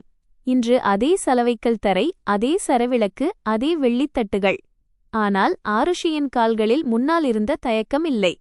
ரேணு உடனே முன்னே வந்து ஆருஷியை கட்டிக்கொண்டாள். அதில் கதகதப்பு குறைவாகவும் சமூகத்திற்கு முன்னால் நடிப்பது அதிகமாகவும் இருந்தது. "அரே, எங்க ஆருஷி ரொம்ப புத்திசாலி என்று எங்களுக்கு முதலிலிருந்தே தெரியும்" என்று அவர் சத்தமாக கூறினார். அப்போதுதான் அனைத்து உறவினர்களும் கேட்க முடியும். ஆருஷி அன்று அவர்கள் சிரித்ததை நினைவு கூர்ந்தாள். ஆனால் அவள் எவ்வித பதிலடியும் கொடுக்கவில்லை. கியாராவும் புன்னகையுடன் வாழ்த்து தெரிவித்தாள். ஆனால் அவள் கண்களில் ஒரு பதற்றம் இருந்தது. ஏனெனில் விலை உயர்ந்த கோச்சிங் நோட்டுகளுடன் இருந்தும் அவள் சாதாரண மதிப்பெண்களுடனேயே இருந்தாள். ஆருஷியோ எவ்வித வசதிகளும் இல்லாமல் பட்டியலில் முதலிடத்தில் இருந்தாள். இப்போது அங்கு நடப்பது பணத்தின் ஒப்பீடு அல்ல, கர்மங்களின் ஒப்பீடு. சைலேந்திரா பெரிய சோபாவில் அமர்ந்து, "நமது குடும்பத்து மகள் பெருமை சேர்த்திருக்கிறாள்.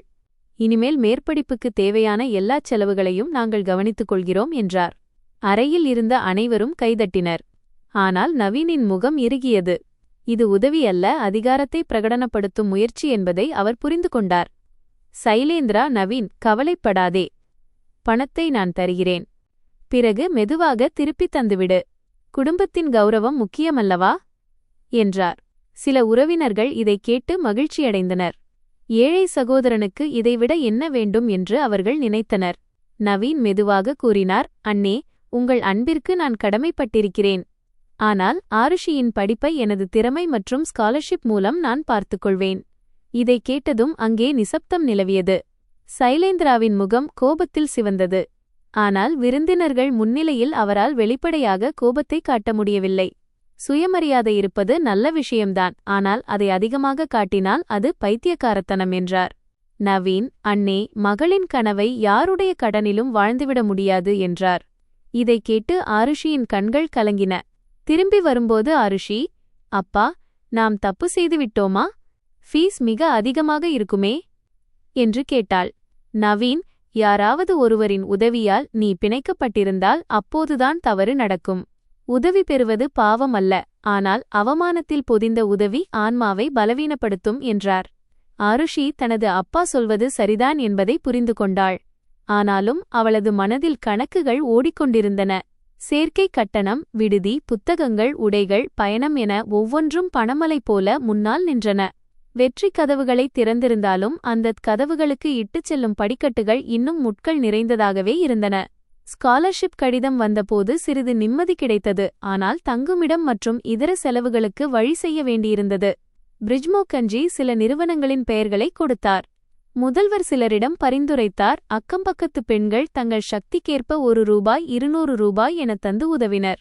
ஆருஷி ஒவ்வொரு நோட்டையும் வாங்கும்போது கைகள் நடுங்கின, ஏனெனில் அவள் தானம் பெற விரும்பவில்லை. ஆனால் இது அவர்களின் கனவுகளின் ஒரு பகுதி. மகளே, நீ டாக்டர் ஆகும்போது இவர்களுடைய ஆசீர்வாதமாகிய மருந்து ஏழைகளை சென்றடையும் என்று நவீன் அவளுக்கு புரிய வைத்தார். நவீனும் இரவு பகலாக உழைக்கத் தொடங்கினார். ஆனால் அவருடைய இருமல் அதிகரித்துக் கொண்டே இருந்தது. டாக்டர் பார்க்கச் சொல்லி பலமுறை ஆருஷி கூறியும் அவர் அதை தட்டிக்கழித்தார். ஆருஷிக்கு பயமாக இருந்தது. அம்மாவின் நோயின் நினைவுகள் அவளுக்குள் இன்னும் உறைந்திருந்தன. வெற்றியை கொடுப்பதற்கு பதிலாக வாழ்க்கை தனது தந்தையையே கேட்டுவிடுமோ என்று அவள் அஞ்சினாள். இந்த பயம் அவளை இரவும் பகலும் துரத்தியது. சேர்க்கைக்கு கடைசி நாள் நெருங்கிக் கொண்டிருந்தது. ஒரு மாலை நவீன் தாமதமாக திரும்பினார். அவர் வேர்வையில் நனைந்திருந்தார். உடைகள் அழுக்காக இருந்தன. ஆனால் சிரித்துக்கொண்டே, இன்று நல்ல வருமானம் கிடைத்தது என்றார். ஆருஷி ஒரு கிளாஸ் தண்ணீர் கொடுத்தபோது அது நவீனின் கையிலிருந்து நழுவி விழுந்தது. அவர் சுவரை பிடித்துக்கொண்டு அமர்ந்துவிட்டார். ஆருஷி பயந்து போய் அப்பா என்று அலறினாள். நவீன் ஏதோ சொல்ல முயன்றார். ஆனால் அவர் வாயிலிருந்து எந்தச் சொல்லும் வரவில்லை. வெறும் வலியின் பெருமூச்சு மட்டுமே வெளிப்பட்டது. ஆருஷியின் ஒட்டுமொத்த உலகமும் மீண்டும் ஒருமுறை மருத்துவமனையின் வாசலில் வந்து நின்றது. அண்டை வீட்டார் உதவியுடன் நவீன் அரசு மருத்துவமனைக்கு அழைத்துச் செல்லப்பட்டார். நடைபாதையில் கூட்டம் அலைமோதியது. பல நோயாளிகள் பெஞ்சுகளில் படுத்திருந்தனர். சீட்டு எடுப்பதற்கு நீண்ட வரிசை இருந்தது. ஆருஷி கைகூப்பி வேண்டினாள், என் அப்பாவுக்கு நெஞ்சுவலி. ஒரு செவிலியர் இறக்கப்பட்டு அவர்களை உள்ளே அனுப்பினார். மருத்துவர் பரிசோதித்துவிட்டு, அதிக களைப்பு மற்றும் இரத்த அழுத்தம் அதிகம். இது பழைய தொற்று நோய், இதனால் உடல் மிகவும் பலவீனமடைந்துவிட்டது. இன்னும் சில பரிசோதனைகள் செய்ய வேண்டும் என்றார். ஆருஷி கட்டணச் சீட்டை பார்த்தபோது அவளது கண்களுக்கு முன்னால் இருள் சூழ்ந்தது. வறுமையின் கொடூரமான மொழியை அவள் மீண்டும் ஒருமுறை கேட்ட தருணம் இது. சிகிச்சைக்கும் கணக்கு கேட்கிறது. இரவு மருத்துவமனை பெஞ்சில் அமர்ந்திருந்த ஆருஷி தந்தையின் கையை பிடித்துக் கொண்டிருந்தாள். மருந்தின் தாக்கத்தால் நவீன் அரை தூக்கத்தில் இருந்தார். அவர் கண் விழிக்கும் போதெல்லாம், நீ சாப்பிட்டாயா என்று கேட்பார். அவள் பொய் சொல்லிவிடுவாள். இப்போது அவளுக்கு தனது சேர்க்கை, அட்மிஷன் ஒரு சுமையாக தெரிந்தது. ஒருபுறம் டெல்லி கல்லூரி, மறுபுறம் தந்தையின் பலவீனமான உடல். இவ்வளவு தூரம் தன்னை அழைத்து வந்த தந்தையை கைவிட்டுவிட்டு டாக்டர் ஆகும் கனவை நிறைவேற்ற வேண்டுமா? அம்மாவை இழந்தும் அப்பாவை தனிமையில் விட்டுவிட்டுச் செல்லும் மகளாக அவள் இருக்க வேண்டுமா? அவளுக்குள் ஒரு விசித்திரமான போர் தொடங்கியிருந்தது. காலையில் பிரிஜ்மோகன்ஜி மருத்துவமனைக்கு வந்தார். நவீனின் நிலையையும் ஆருஷியின் மனப்போராட்டத்தையும் அவர் புரிந்து கொண்டார். ஆருஷி மெதுவாக, நான் அட்மிஷன் எடுக்கக்கூடாது என்று நினைக்கிறேன். அப்பாவுக்கு என் உதவி தேவை. அடுத்த வருடம் நான் மீண்டும் தேர்வெழுதி தேர்ச்சி பெற்றுக்கொள்வேன் என்றாள். பிரிஜ்மோகன்ஜி, அடுத்த வருடம் என்று சொல்வது எளிது மகளே. ஆனால் வாழ்க்கையில் இந்த வாய்ப்பு மீண்டும் மீண்டும் வராது என்பதை நினைவில் கொள். உன் தந்தை உனக்காக பல தியாகங்களை செய்திருக்கிறார். அவரது உழைப்பை வீணாக்காதே என்றார். அவருக்கு ஏதாவது ஆகிவிட்டால் என்று அழுது கொண்டே கூறினாள். நவீன் அனைத்தையும் புரிந்து கொண்டார். அவர் ஆருஷியை அருகில் அழைத்து, மகளே, நீ இப்போது நின்றுவிடக்கூடாது. நீ என் தைரியமான மகள் என்றார். அவள் அழுது கொண்டே, ஆனால் அப்பா, நீங்கள் உடம்பு சரியில்லாமல் இருக்கிறீர்கள். நான் எப்படிச் செல்வேன் என்றாள். நவீன் அவளது கையை பிடித்து விளக்கினார். நீ மற்றவர்களின் அம்மாவை காப்பாற்ற வேண்டும் என்பதற்காகத்தான் உன்னை நான் வளர்த்தேன். நீ நின்றுவிட்டால் என் நோய் ஜெயித்துவிடும். உன் அம்மாவின் இறுதி விருப்பம் தோற்றுவிடும். நான் சுயநலமான தந்தை அல்ல. உனது சிறிய கைகளில் எனது முழுமையடையாத வாழ்க்கையை வைத்திருக்கிறேன். நீ பயந்து திரும்பி வந்தால் நான் உயிரோடு இருந்தாலும் உள்ளுக்குள் செத்துவிடுவேன். என்னை பார்த்துக்கொள்ள பிரிஜ்மோகன்ஜி இருக்கிறார். அக்கம்பக்கத்தினர் இருக்கிறார்கள். நீ டெல்லி செல். டாக்டர் என்ன மருந்துகள் தருகிறாரோ அதை நான் நேரத்திற்கு எடுத்துக்கொள்கிறேன் என்றார். ஆருஷி அழுது கொண்டே, நீங்கள் பொய் சொல்கிறீர்கள் அப்பா. உங்கள் மருந்திற்கான பணத்தையும் என் புத்தகங்களுக்காகவே நீங்கள் செலவு செய்து விடுவீர்கள் என்றாள். நவீன் சிரித்துக்கொண்டே, அப்படியானால் டாக்டராகி நிறைய சம்பாதித்து உன் முதிய அப்பாவை திட்டும் அளவிற்கு பெரியவளாகிவிடு என்றார். சில நாட்களில் மருத்துவமனையிலிருந்து டிஸ்சார்ஜ் கிடைத்துவிட்டது. நவீன் முன்பு போல ஆரோக்கியமாக இல்லை. சிறிது நடந்தாலே அவருக்கு மூச்சு வாங்கியது. ஆனால் ஆருஷியின் முன்னால் அவர் ஆரோக்கியமாக இருப்பதாக காட்டிக்கொண்டார். ஆருஷியின் சேர்க்கைக்கு அக்கம்பக்கத்தினர் நிறைய உதவினர். அவள் டெல்லிக்கு மட்டும் செல்லவில்லை, ஒவ்வொரு தாயின் ஆசிர்வாதத்தையும் தன்னுடன் எடுத்துச் செல்கிறாள் என்று அவளுக்கு தோன்றியது. செல்வதற்கு ஒரு இரவு முன்னால் ஆருஷி தனது அம்மாவின் புகைப்படத்திடம், அம்மா, நான் அப்பாவை விட்டுவிட்டுச் செல்கிறேன். ஆனால் கைவிடவில்லை. என்னை தவறாக நினைக்காதீர்கள் என்றாள். நவீன் வாசலில் நின்று கொண்டு கண்களில் கண்ணீருடன் இதை கேட்டுக்கொண்டிருந்தார். ஆனால் அவர் கண்ணீரை வெளியே விடவில்லை. ஏனெனில் இந்த நேரத்தில்தான் அழுதால் அது மகளை பலவீனப்படுத்தும் என்பது அவருக்கு தெரியும். அவர் சுதாவின் சிறிய புகைப்படத்தை அவளது கையில் கொடுத்து, எப்போது பயம் தோன்றினாலும் உனது அம்மா உன்னுடனேயே இருக்கிறாள் என்று நினைத்துக்கொள் என்றார். காலை ரயில் நிலையத்தில் கூட்டம் அதிகமாக இருந்தது. சுற்றிலும் சத்தம் கேட்டுக்கொண்டிருந்தது. நவீன் ஆருஷியின் பழைய பெட்டியை தூக்க முயன்றார். ஆனால் அவருக்கு பலமான இருமல் வர அவள் உடனே பெட்டியை பிடித்துக்கொண்டு, இனி இதை நானே தூக்கப் பழகிக் கொள்ள வேண்டும் அப்பா என்றாள். ரயில் வருவதற்கான அறிவிப்பு வெளியானதும் இருவரும் ஒருவரை ஒருவர் பார்த்து கொண்டனர். இத்தனை ஆண்டுகால துணையை சில நிமிடப்பிரிவில் எப்படிச் சுருக்க முடியும்? ரயில் நின்றது. ஆருஷி ஏறிச் சென்று ஜன்னல் ஓரம் அமர்ந்தாள். நவீன் தனது மகளின் தலையை வருடிக் கொடுத்து, நீ ஏழையின் மகள் என்பதால் யாரிடமும் குறைவானவள் என்று ஒருபோதும் நினைக்காதே. மாறாக நீ அந்த அம்மாவின் மகள் என்பதை நினைவில் கொள். அவள் இறக்கும் தருவாயிலும் உனக்கு சேவை செய்யும் அறத்தை கற்றுக் கொடுத்தாள் என்றார். ஆருஷியின் கண்களிலிருந்து கண்ணீர் வழிந்தது. நான் திரும்புவேன் அப்பா, டாக்டராக திரும்புவேன். விசில் அடித்தது. ரயில் கிளம்பியது. நவீனின் கை ஆருஷியின் பிடியிலிருந்து மெதுவாக விடுபட்டது. ரயில் அவரது கண்களுக்கு மறையும் வரை அவர் பிளாட்பாரத்திலேயே நின்று கொண்டிருந்தார். அவர் உடல் ரீதியாக பலவீனமாக இருந்தாலும் இதயத்தில் ஒரு விசித்திரமான அமைதி இருந்தது. மனதிற்குள், சுதா இன்று நான் மகளை தடுத்திருந்தால் அவளது எதிர்காலம் அழிந்திருக்கும் என்று கூறிக்கொண்டார். டெல்லி ஆருஷியை நன்றாக வரவேற்றது. நிலையத்திலிருந்து வெளியே வந்ததும் கூட்டம், புகை மற்றும் பலத்த சத்தங்கள் அவளை சூழ்ந்து கொண்டன. அவளது சொந்த ஊரிலெல்லாம் சொந்தமாக தெரிந்தது. ஆனால் இங்கே தனிமையும் விலை உயர்ந்ததாக இருந்தது. தனது கல்லூரியின் முகவரியை மீண்டும் மீண்டும் படித்தாள். ஆட்டோக்காரர் கேட்ட கட்டணத்தை கேட்டு அவள் திடுக்கிட்டாள். கொஞ்சம் பேரம் பேசிவிட்டு பிறகு தைரியத்தை திரட்டிக்கொண்டு கிளம்பினாள். வழியில் பெரிய மருத்துவமனைகளின் கட்டிடங்களை பார்த்ததும் அவளது இதயம் வேகமாக துடித்தது. மருத்துவக் கல்லூரிக்கு சென்றபோது அந்த வளாகம் மிகவும் பெரியதாக இருந்தது. சிவப்பு நிற செங்கற்களால் ஆன பழைய கட்டிடம், வெள்ளை கோட் அணிந்த மாணவர்கள், ஆங்கிலத்தில் பேசிக்கொண்டே நடக்கும் மக்கள். அங்கே பல குழுக்கள் அமர்ந்திருந்தன. நோட்டீஸ் போர்டில் ஒட்டப்பட்டிருந்த பெயர்கள் ஆருஷியை பயமுறுத்தின, அதே சமயம் ஈர்த்தன. விடுதியறையில் 3 படுக்கைகள் இருந்தன. அவளது ரூம்மேட்ஸ் பிரியா மற்றும் மீரா. அவர்கள் மிகவும் பணக்கார குடும்பத்தை சேர்ந்தவர்கள். அவர்களது சூட்கேஸ்கள் பளபளப்பாக இருந்தன, புத்தகங்கள் புதியதாக இருந்தன, பேச்சில் தன்னம்பிக்கை இருந்தது.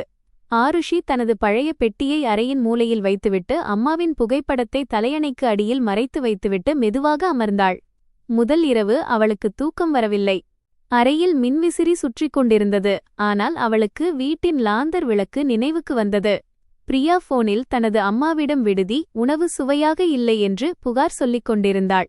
ஆருஷி அமைதியாக தட்டில் பரிமாறப்பட்ட பருப்பை சாப்பிட்டுக் கொண்டே வீட்டில் பருப்பு சமைத்தால் அது திருவிழா போல இருக்கும் என்று நினைத்து கொண்டாள். அவள் அப்பாவுக்கு போன் செய்து, நான் நலமாக இருக்கிறேன் என்றாள். அவரும், நானும் நலமாக இருக்கிறேன் மகளே, நீ படிப்பு மட்டும் கவனி என்றார். ஆருஷி, நீங்கள் மருந்து எடுத்தீர்களா என்று கேட்க அவர் ஆம் என்றார். வகுப்புகள் தொடங்கியபோது அட்மிஷன் எடுப்பது மட்டும் இந்த யுத்தத்தின் முடிவு அல்ல, அது ஒரு புதிய தொடக்கம் என்பது ஆருஷிக்கு முதன்முறையாக புரிந்தது. பேராசிரியர்கள் வேகமாக ஆங்கிலத்தில் கற்பிப்பார்கள். மற்ற மாணவர்கள் உடனே நோட்ஸ் எடுத்துக்கொள்வார்கள். ஆனால் அவள் பலமுறை வார்த்தைகளின் அர்த்தங்களை எழுதுவதிலேயே பின்தங்கிவிடுவாள். உடற்கூறியல் அனாட்டோமி முதல் வகுப்பில் ஒரு உடலுக்கு முன்னால் நின்றபோது அவளது கைகள் நடுங்கின. சில மாணவர்கள் அவளை கேலி செய்து, கிராமத்திலிருந்து வந்தாயா என்று கேட்டனர். ஆனால் அவள் ஒன்றும் சொல்லவில்லை. மரணத்திற்குப் பிறகும் இந்த உடல் அவர்களுக்கு வாழ்க்கையை உணர்த்துகிறது என்று அவள் சிந்திக்கத் தொடங்கினாள். அவளது பயத்தில் ஒரு மரியாதை கலந்திருந்தது. அவளுக்கு பாடம் புரிந்தது, ஆனால் மொழிதான் மிக கடினமாக இருந்தது. அதனால் இரவில் நூலகத்தில் ஒவ்வொரு கடினமான சொல்லிற்கும் கீழே இந்தியில் அர்த்தங்களை எழுதினாள். பிரியா சில நேரங்களில் அவளை பார்த்து, இவ்வளவு மெதுவாக படித்தால் எப்படி சமாளிப்பாய் என்று கேட்பாள். அதற்கு அவள் புன்னகைத்து, நான் மெதுவாகத்தான் இருக்கிறேன், ஆனால் தொடர்ந்து கற்றுக்கொண்டிருக்கிறேன் என்று சொல்வாள். பல மாணவர்கள் அவளை பின்தங்கியவள் என்று கருதினர். ஆனால் ஆய்வகத்தில் அவள் ஒரு சிக்கலான அமைப்பை சரியாக அடையாளம் கண்டபோது அனைவரும் அவளை வியந்து கவனித்தனர். அது அவளுக்கு கிடைத்த சிறிய வெற்றியாக இருந்தாலும் அவளது தன்னம்பிக்கையை அதிகரித்தது. செலவுகள் பற்றிய கவலை அவளது மனதில் எப்போதும் ஓடிக்கொண்டே இருந்தது. ஸ்காலர்ஷிப் மூலம் ஃபீஸில் பெரும்பகுதி முடிந்தது. ஆனால் புத்தகங்கள், உணவு, நோட்டு புத்தகங்கள் மற்றும் பயணச் செலவுகள் போன்ற சிறு சிறு செலவுகள் ஒவ்வொரு வார இறுதியிலும் சிக்கலை ஏற்படுத்தின.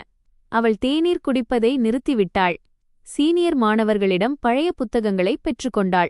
ஞாயிற்றுக்கிழமைகளில் ஒரு பேராசிரியரின் குழந்தைகளுக்கு அறிவியல் பாடம் கற்பிக்கத் தொடங்கினாள். அதன் மூலம் கிடைக்கும் பணத்தில் பாதியை தன் தந்தைக்கு அனுப்பினாள்.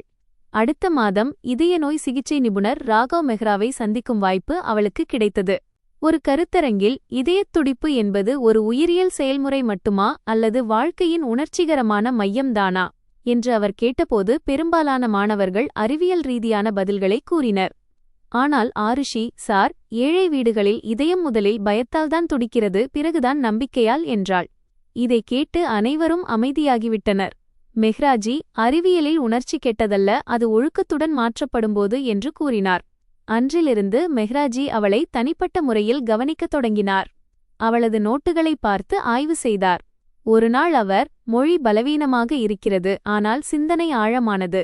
உன் விளக்கத்தை, பிரசன்டேஷன் மேம்படுத்து என்றார். சில நேரங்களில் அவரது கடுமையான விமர்சனங்களால் அவள் வருத்தமடைந்தாலும் அவர் தன்னை மெருகேற்றுகிறார் என்பதை புரிந்து கொண்டாள். ஒருநாள் அவர் பழைய மருத்துவ இதழ்கள் மற்றும் புத்தகங்களை அவளிடம் கொடுத்து, இதை திருப்பிக் கொடுக்காதே, அறிவின் மீது தூசிப்படிவதுதான் மிகப்பெரிய அவமானம் என்றார். குளிர்காலம் தொடங்கியது.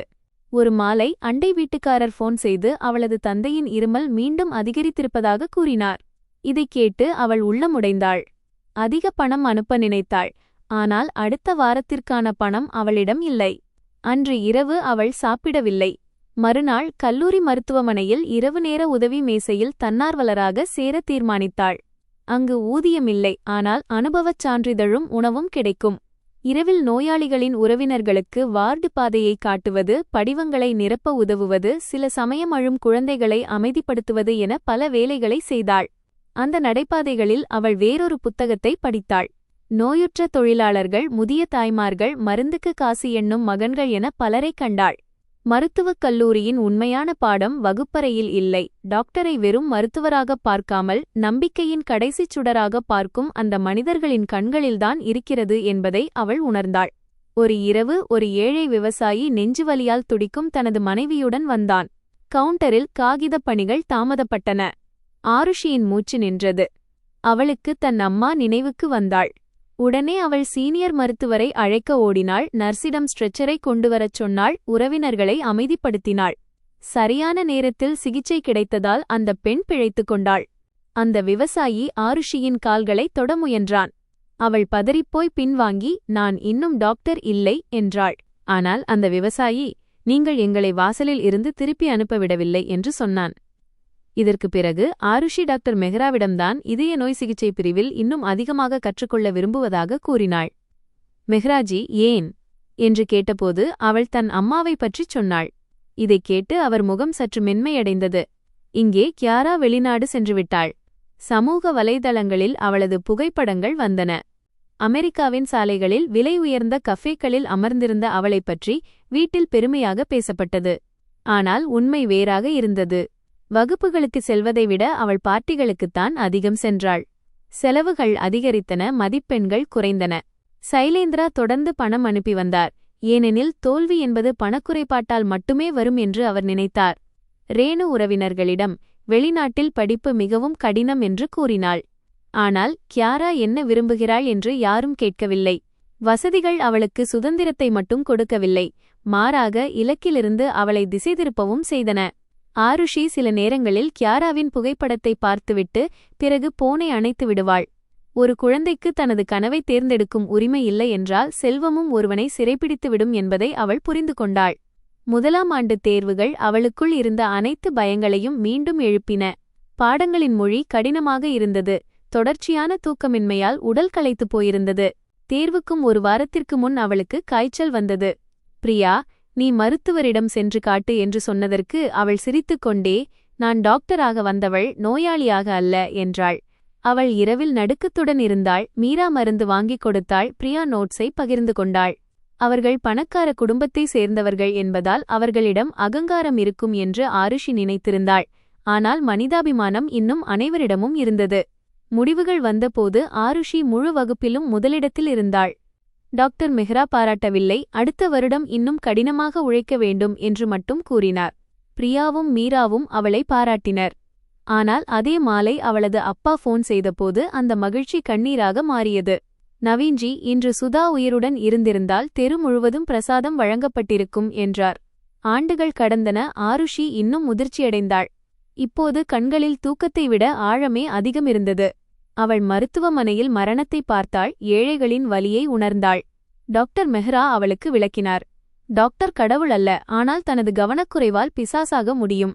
நீ சோர்வடைவது இயல்பு, ஆனால் கவனக்குறைவாக இருப்பது குற்றம். இதை அவள் மனதில் கொண்டு பதிந்தாள். ஆருஷி இப்போது மருத்துவமனையில் நோயாளிகளை பார்த்தாள். முன்பு சிரித்தவர்கள் இப்போது அவளிடம் தங்கள் மருத்துவ அறிக்கைகளை எடுத்து வந்து, ஆருஷி மகளே, ஃபோனில் கேட்டுச் சொல்வாயா என்று கேட்டனர். ஆனால் நவீன் யாரிடமும் பழிவாங்கவில்லை. அவர் அறிக்கையின் புகைப்படத்தை அனுப்பிவிட்டு மருந்தை நேரத்தில் சாப்பிடுங்கள் என்று மட்டும் சொல்வார். கர்மத்தின் சக்கரம் மிகவும் அமைதியானது என்பதை அவர் உணர்ந்தார். அது சத்தம் போடாது. யாராவது ஒருவரை சிறியவர் என்று கருதிய இடத்தில் அதே மனிதனை ஒரு நாள் கொண்டு வந்து நிறுத்திவிடும். விடுமுறையில் ஆருஷி வீட்டிற்கு வரும்போது நவீன் குழந்தையைப் போல மகிழ்ச்சியடைவார். ஆனால் தந்தையின் பலவீனத்தை பார்த்து ஆருஷி எப்படி அமைதியாக இருக்க முடியும்? அவள் இரத்த அழுத்தத்தை சரிபார்ப்பாள், மருந்துகளை கொடுப்பாள், குறைவாக வேலை செய்யுங்கள் என்று திட்டுவாள். நவீன்ஜி, எனது டாக்டர் மகள் வந்துவிட்டாள், நான் குணமாகி விடுவேன் என்பார். ஆனால் அவர் இரவில் அதிகமாக இருமும்போது ஆருஷி அழுது விடுவாள். நேரம் யாருடைய பட்டப்படிப்பும் முடியும் வரை காத்திருக்காது என்று அவள் நினைப்பாள். இறுதியாண்டில் ஒரு சிக்கலான வழக்கில் அறிகுறிகளை முன்கூட்டியே கவனித்ததன் மூலம் மூத்த மருத்துவர்கள் உடனடியாக சிகிச்சையை தொடங்க முடிந்தது. அந்த நோயாளி பிழைத்தார். டாக்டர் மெஹ்ரா அனைவர் முன்னிலையிலும் ஒரு நல்ல மருத்துவர் இயந்திரங்களுக்கு முன்பாக மனிதனை படித்து விடுகிறான் என்று கூறினார். பல ஆண்டுகால பசி, சிமிட்டும் லாந்தர் விளக்கு, தந்தையின் உடைந்த செருப்பு மற்றும் அம்மாவின் கடைசி மூச்சு என அனைத்தும் ஒரு வாக்கியத்தில் அடங்கிவிட்டது போல ஆருஷி உணர்ந்தாள். பட்டம் பெற்ற நாளில் ஆருஷி வெள்ளைக்கோட் அணிந்திருந்தாள். மேடையில் அவளது பெயர் அழைக்கப்பட்டபோது கைத்தட்டல்களுக்கு இடையே அவளுக்கு எதுவும் தெளிவாக கேட்கவில்லை. கூட்டத்தில் நவீன்ஜி அமர்ந்திருந்தார். சாதாரண குர்தா பைஜாமா அணிந்து ஊன்றுகோலின் துணையுடன், ஆனால் கண்களில் கடல் போன்ற பெருமையுடன் இருந்தார். அவர் முதன்முறையாக டெல்லி வந்திருந்தார். ஆருஷி சான்றிதழை பெற்றபோது அவளது பார்வை தந்தையின் மீது இருந்தது. அவள் மனதிற்குள் கடவுளுக்கும் சுதாவிற்கும் நன்றி கூறினாள். மேடையிலிருந்து இறங்கி வந்து ஆருஷி நேராக தன் தந்தையை கட்டிக்கொண்டாள். மக்கள் பார்த்து கொண்டிருந்தனர். நவீன் நடுக்கத்துடன் மகளின் தலையில் கை வைத்தார். அவரது கண்களில் அகங்காரம் இல்லை. இந்த சான்றிதழ் அவளுடையது மட்டுமல்ல, அவளது துயரத்தை பகிர்ந்து ஆசி வழங்கிய அனைவருக்கும் உரியது என்பது அவருக்கு தெரியும். நிகழ்ச்சிக்குப் பிறகு டாக்டர் மெஹ்ரா அவளை தனியாக அழைத்து, நீ இதய நோய் சிகிச்சையில் மேலதிக பயிற்சி பெற வேண்டும். இது மிகவும் கடினம், நீண்ட காலமும் எடுக்கும், ஆனால் அதில் உனக்கு ஆர்வம் இருக்கிறது என்றார். ஆருஷி தந்தையை பார்த்தாள். நவீன் எதுவும் கேட்காமலேயே புரிந்துகொண்டு தலையசைத்தார். இலக்கு எவ்வளவு உயர்ந்ததோ போராட்டம் அவ்வளவு நீளமாக இருக்கும் என்பது ஆருஷிக்கு தெரியும். ஆனால் இப்போது அவள் தனியாக இல்லை. டாக்டர் ஆருஷி நவீன் கதிகார் என்ற பெயர் மருத்துவமனையின் நடைபாதைகளில் மரியாதையுடன் உச்சரிக்கப்பட்டது. ஆனாலும் அவளுக்குள் லாந்தர் விளக்கு அடியில் அமர்ந்திருந்த அந்த பழைய சிறுமி இன்னும் உயிரோடு இருந்தாள். அவள் பயிற்சியைத் தொடங்கினாள். பணி நேரம் நீண்டது, இரவுகள் குறுகின. ஆனால் ஏழை நோயாளி குணமடைந்து நன்றி சொல்லும்போது அவளது ஆன்மா மகிழ்ச்சியில் நிறைந்தது. ஆருஷி நவீனுக்காக ஒரு சிறிய கடையை திறந்து வைத்தாள். தேநீர் கடையை மூடிவிட்டு முறையான மருந்துகளை தொடரச் செய்தாள். அவர், சும்மா உட்கார்ந்திருந்தால் மனிதன் இன்னும் வயதாகிவிடுவான் என்று மறுத்தார். ஆனால் முதலில் உங்கள் ஆரோக்கியத்தை கவனியுங்கள் என்று ஆருஷி புரிய வைத்தாள். அக்கம்பக்கத்தினர் அவளை டாக்டர் பிட்டியா என்று அழைத்தது நவீனுக்கு மிகுந்த மகிழ்ச்சியை தந்தது. பலர், அண்ணே, உங்கள் மகள் பெரிய அதிர்ஷ்டசாலி என்றனர். ஆனால் இது அதிர்ஷ்டத்தை விட அவளது கடினமான தவம் மற்றும் சுதாவின் கடைசி விருப்பத்தின் பலன் என்பது நவீனுக்கு தெரியும். இங்கே சைலேந்திரா கதிகாரின் வீட்டின் ஒளி மங்கத் தொடங்கியது. நகை வணிகம் வெளியிலிருந்து பார்க்க நன்றாகவே இருந்தது. ஆனால் உள்ளே கடன்கள், தவறான முதலீடுகள் மற்றும் வருமான வரித்துறையின் விசாரணை அடித்தளத்தையே அசைத்தன. சைலேந்திரா பல ஆண்டுகளாக புகழை முதன்மையாக கருதினார். அதனால் ஆபத்து வந்தபோது உண்மையை புரிந்து கொள்வதற்கு பதிலாக மேலும் கடன் வாங்கினார். ஒரு காலத்தில் அவர் விருந்துகளில் மரியாதையுடன் இருந்த உறவினர்கள் இப்போது போனை எடுப்பதில்லை. கியாரா வெளிநாட்டிலிருந்து திரும்பியிருந்தாள். ஆனால் அவளிடம் வெற்றியில்லை, தோல்விதான் இருந்தது. அவளது படிப்பு பாதியில் நின்றது. செலவுகள் அதிகமாகிவிட்டன, தன்னம்பிக்கை உடைந்துவிட்டது. சைலேந்திரா அவளை திட்டி குடும்பத்தின் மூக்கை அறுத்துவிட்டாய் என்றார். ரேணுவும் அழுது கொண்டே, மகளுக்கு யாரோ கண் வைத்துவிட்டார்கள் என்றாள். ஆனால் கியாரா தனது பாதையை ஒருபோதும் தேர்ந்தெடுக்கவே இல்லை என்பதை எவருக்கும் புரியவில்லை. அவள் அறைக்குள் முடங்கிக் கிடந்தாள். சமூக ஊடகங்களிலிருந்த பளபளப்பான புகைப்படங்கள் மறைந்துவிட்டன. கண்ணாடி முன் நின்று அன்று ஆருஷியை பார்த்து சிரித்த அந்த பெண்ணை தேடிக்கொண்டிருந்தாள் கியாரா. அவளது அந்த சிரிப்பு இப்போது அவள் காதுகளில் பாரமாக ஒலித்தது. ரேணுவின் ஆரோக்கியமும் சரியில்லை. உயர் இரத்த அழுத்தம், பதற்றம், தூக்கமின்மை. ஆனால் அவர் மருத்துவரிடம் செல்ல பயந்தார். நோயை ஏற்றுக்கொள்வது தன்னை பலவீனமாக காட்டும் என்று அவர் கருதினார். ஒருநாள் லக்ஷ்மி தேவிக்கு முன்னால் விளக்கேற்றி, எங்கள் குடும்பத்தின் கௌரவத்தை காப்பாற்றுங்கள் என்று வேண்டினார். ஆனால் மனிதன் வினையின் விதையை விதைக்கும்போது அதன் பலன் வெறும் நிகழ்வாக மட்டுமல்ல, உள்ளுக்குள் இருக்கும் அமைதியின்மையாகவும் திரும்ப வரும். ஆருஷிக்கு குடும்பத்தின் இந்த செய்திகள் ஓரளவு தெரிந்திருந்தன. வீட்டில் முன்னிருந்த அந்த ஆடம்பரம் இல்லை என்று அண்டை வீட்டார் தொலைபேசியில் கூறுவர். ஆனால் அதில் அவளுக்கு எந்த காச மகிழ்ச்சியும் இல்லை. அவள் அவமானத்தை பின்தள்ளிவிட்டாள். மழை பெய்த ஒரு மாலை மருத்துவமனையில் அவளுக்கு அவசரகால பணி, எமர்ஜென்சி டியூட்டி இருந்தது. வெளியே மின்னல் வெட்டியது. உள்ளே எமர்ஜென்சி அறையில் இயந்திரங்களின் சத்தமும் ஸ்ட்ரெச்சர்களின் கீச்சொலியும் உறவினர்களின் அலறல்களும் எதிரொலித்தன. ஆருஷி 24 மணி நேரத்திற்கு மேலாக உறங்கவில்லை. ஆனாலும் அவளது கண்கள் விழிப்புடன் இருந்தன. அப்போது வேகமாக ஒரு ஸ்ட்ரெச்சர் உள்ளே கொண்டுவரப்பட்டது. நர்ஸ் சத்தமாக, நெஞ்சில் கடுமையான வலி, மூச்சு திணறுகிறது. வயது 60 என்றாள். ஆருஷி கையுறைகளை அணிந்து கொண்டு நோயாளியிடம் சென்றாள். அடுத்த நொடி அவளது கை காற்றில் நின்றது. அந்த ஸ்ட்ரெச்சரில் இருந்தது சைலேந்திரா கதிகார். முகம் வெளுத்து, நெற்றியில் வேர்வை, உதடுகள் காய்ந்து, கண்களில் மரண பயம் தெளிவாகத் தெரிந்தது. அவர்களுடன் ரேணுவும் கியாராவும் இருந்தனர். இருவரும் நனைந்து கலைந்து பதற்றத்துடன் இருந்தனர். ரேணு முதலில் மருத்துவரை பார்த்து அடையாளம் கண்டதும் பேச மறந்தே போனாள். அவர் முகத்தில் அவமானமும் பயமும் ஒன்றாகத் தெரிந்தன. சைலேந்திரா அரை சுயநினைவில் இருந்தார். ஆனால் ஆருஷியின் பெயரைக் கேட்டதும் ஒரு நொடி அவளது கண்கள் பழைய அதிகாரத்தோடும் அகங்காரத்தோடும் மின்னின. ஆனால் வலி அதை உடனடியாக அழுத்தியது. மனிதன் மரணத்தின் வாசலில் இருக்கும்போது பதவி, பணம், அகங்காரம் அனைத்தும் காற்றாக போய்விடும். தனக்குள் எழுந்த அந்த உணர்ச்சி அலையை ஆருஷி தடுத்துக் கொண்டாள். தன் தந்தையை ஊர் முன்னால் சிறியவர் என்று கூறிய அதே மனிதன் முன்னே இருந்தான். தனது கனவுகளை தகுதிக்குள் வாழ அறிவுரை கூறியவன் அவன். ஆனால் அதே நொடி டாக்டர் மெஹ்ராவின் பாடமும் அம்மாவின் கடைசி சொற்களும் நினைவுக்கு வந்தன. நர்ஸிடம், இவருக்கு உடனடியாக ஆக்சிஜன் கொடுங்கள். இரத்த அழுத்தத்தை சரிபார்த்து இதய என்சைம்களை பரிசோதிக்க மாதிரி அனுப்புங்கள் என்றாள். அவளது குரல் முற்றிலும் நிலையாக இருந்தது. ரேணு கைகூப்பி, ஆருஷி, இவர்களை காப்பாற்று என்று வேண்டினாள். ஆனால் ஆருஷி அவள் பக்கம் பார்க்கவில்லை. ஏனென்றால் அவள் இப்போது உறவினராக இல்லை, தனது மருத்துவ தர்மத்திற்குள் பிரவேசித்திருந்தாள்.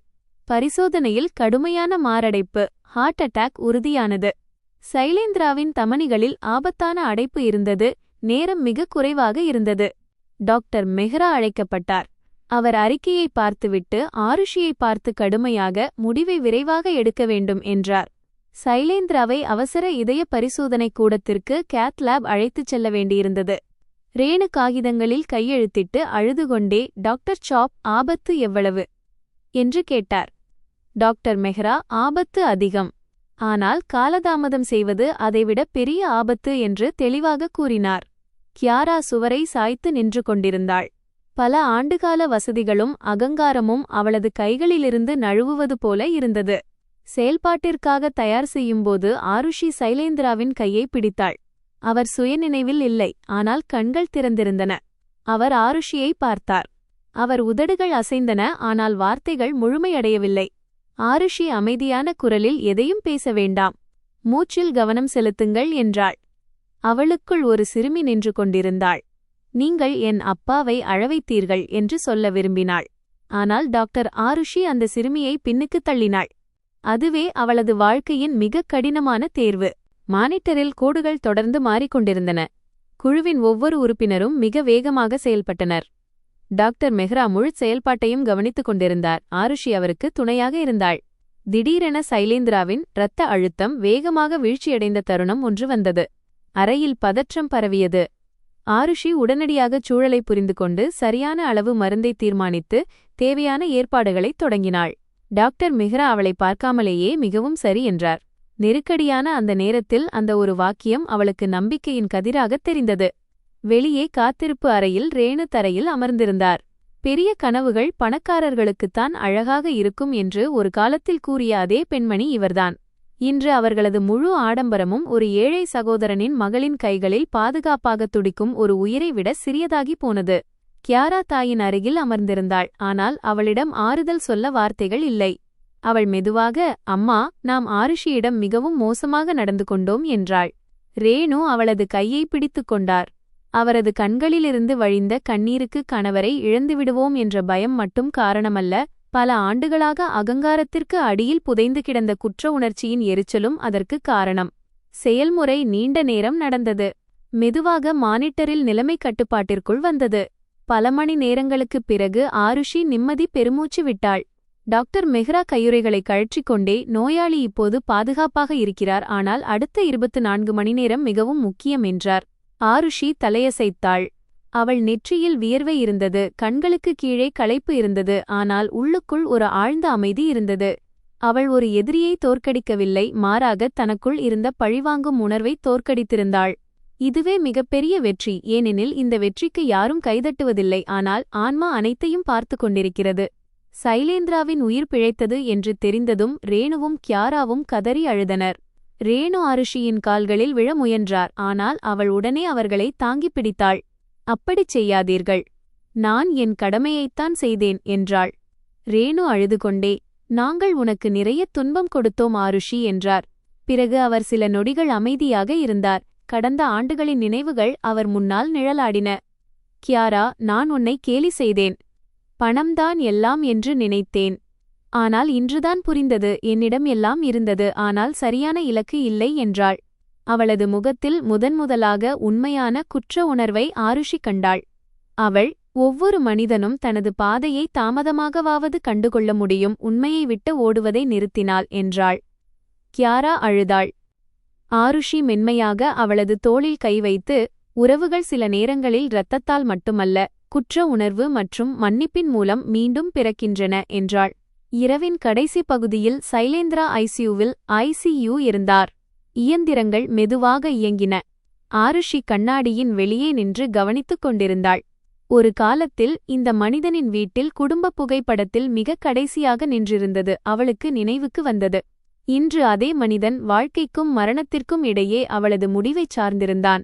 கர்மத்தின் இந்தச் சக்கரம் கோபமாகத் தெரியவில்லை, மாறாக ஏதோ ஒன்றை கற்றுத்தரும் பாடமாகத் தெரிந்தது. வாழ்க்கை ஒரு மனிதனுக்கு பாடம் புகட்டுவதற்கு முன் கண்ணாடியை காட்டுகிறது. அந்த கண்ணாடியை பார்த்து ஒருவர் மாறிவிட்டால் அதுவே இறைவனின் மிகப்பெரிய கருணை.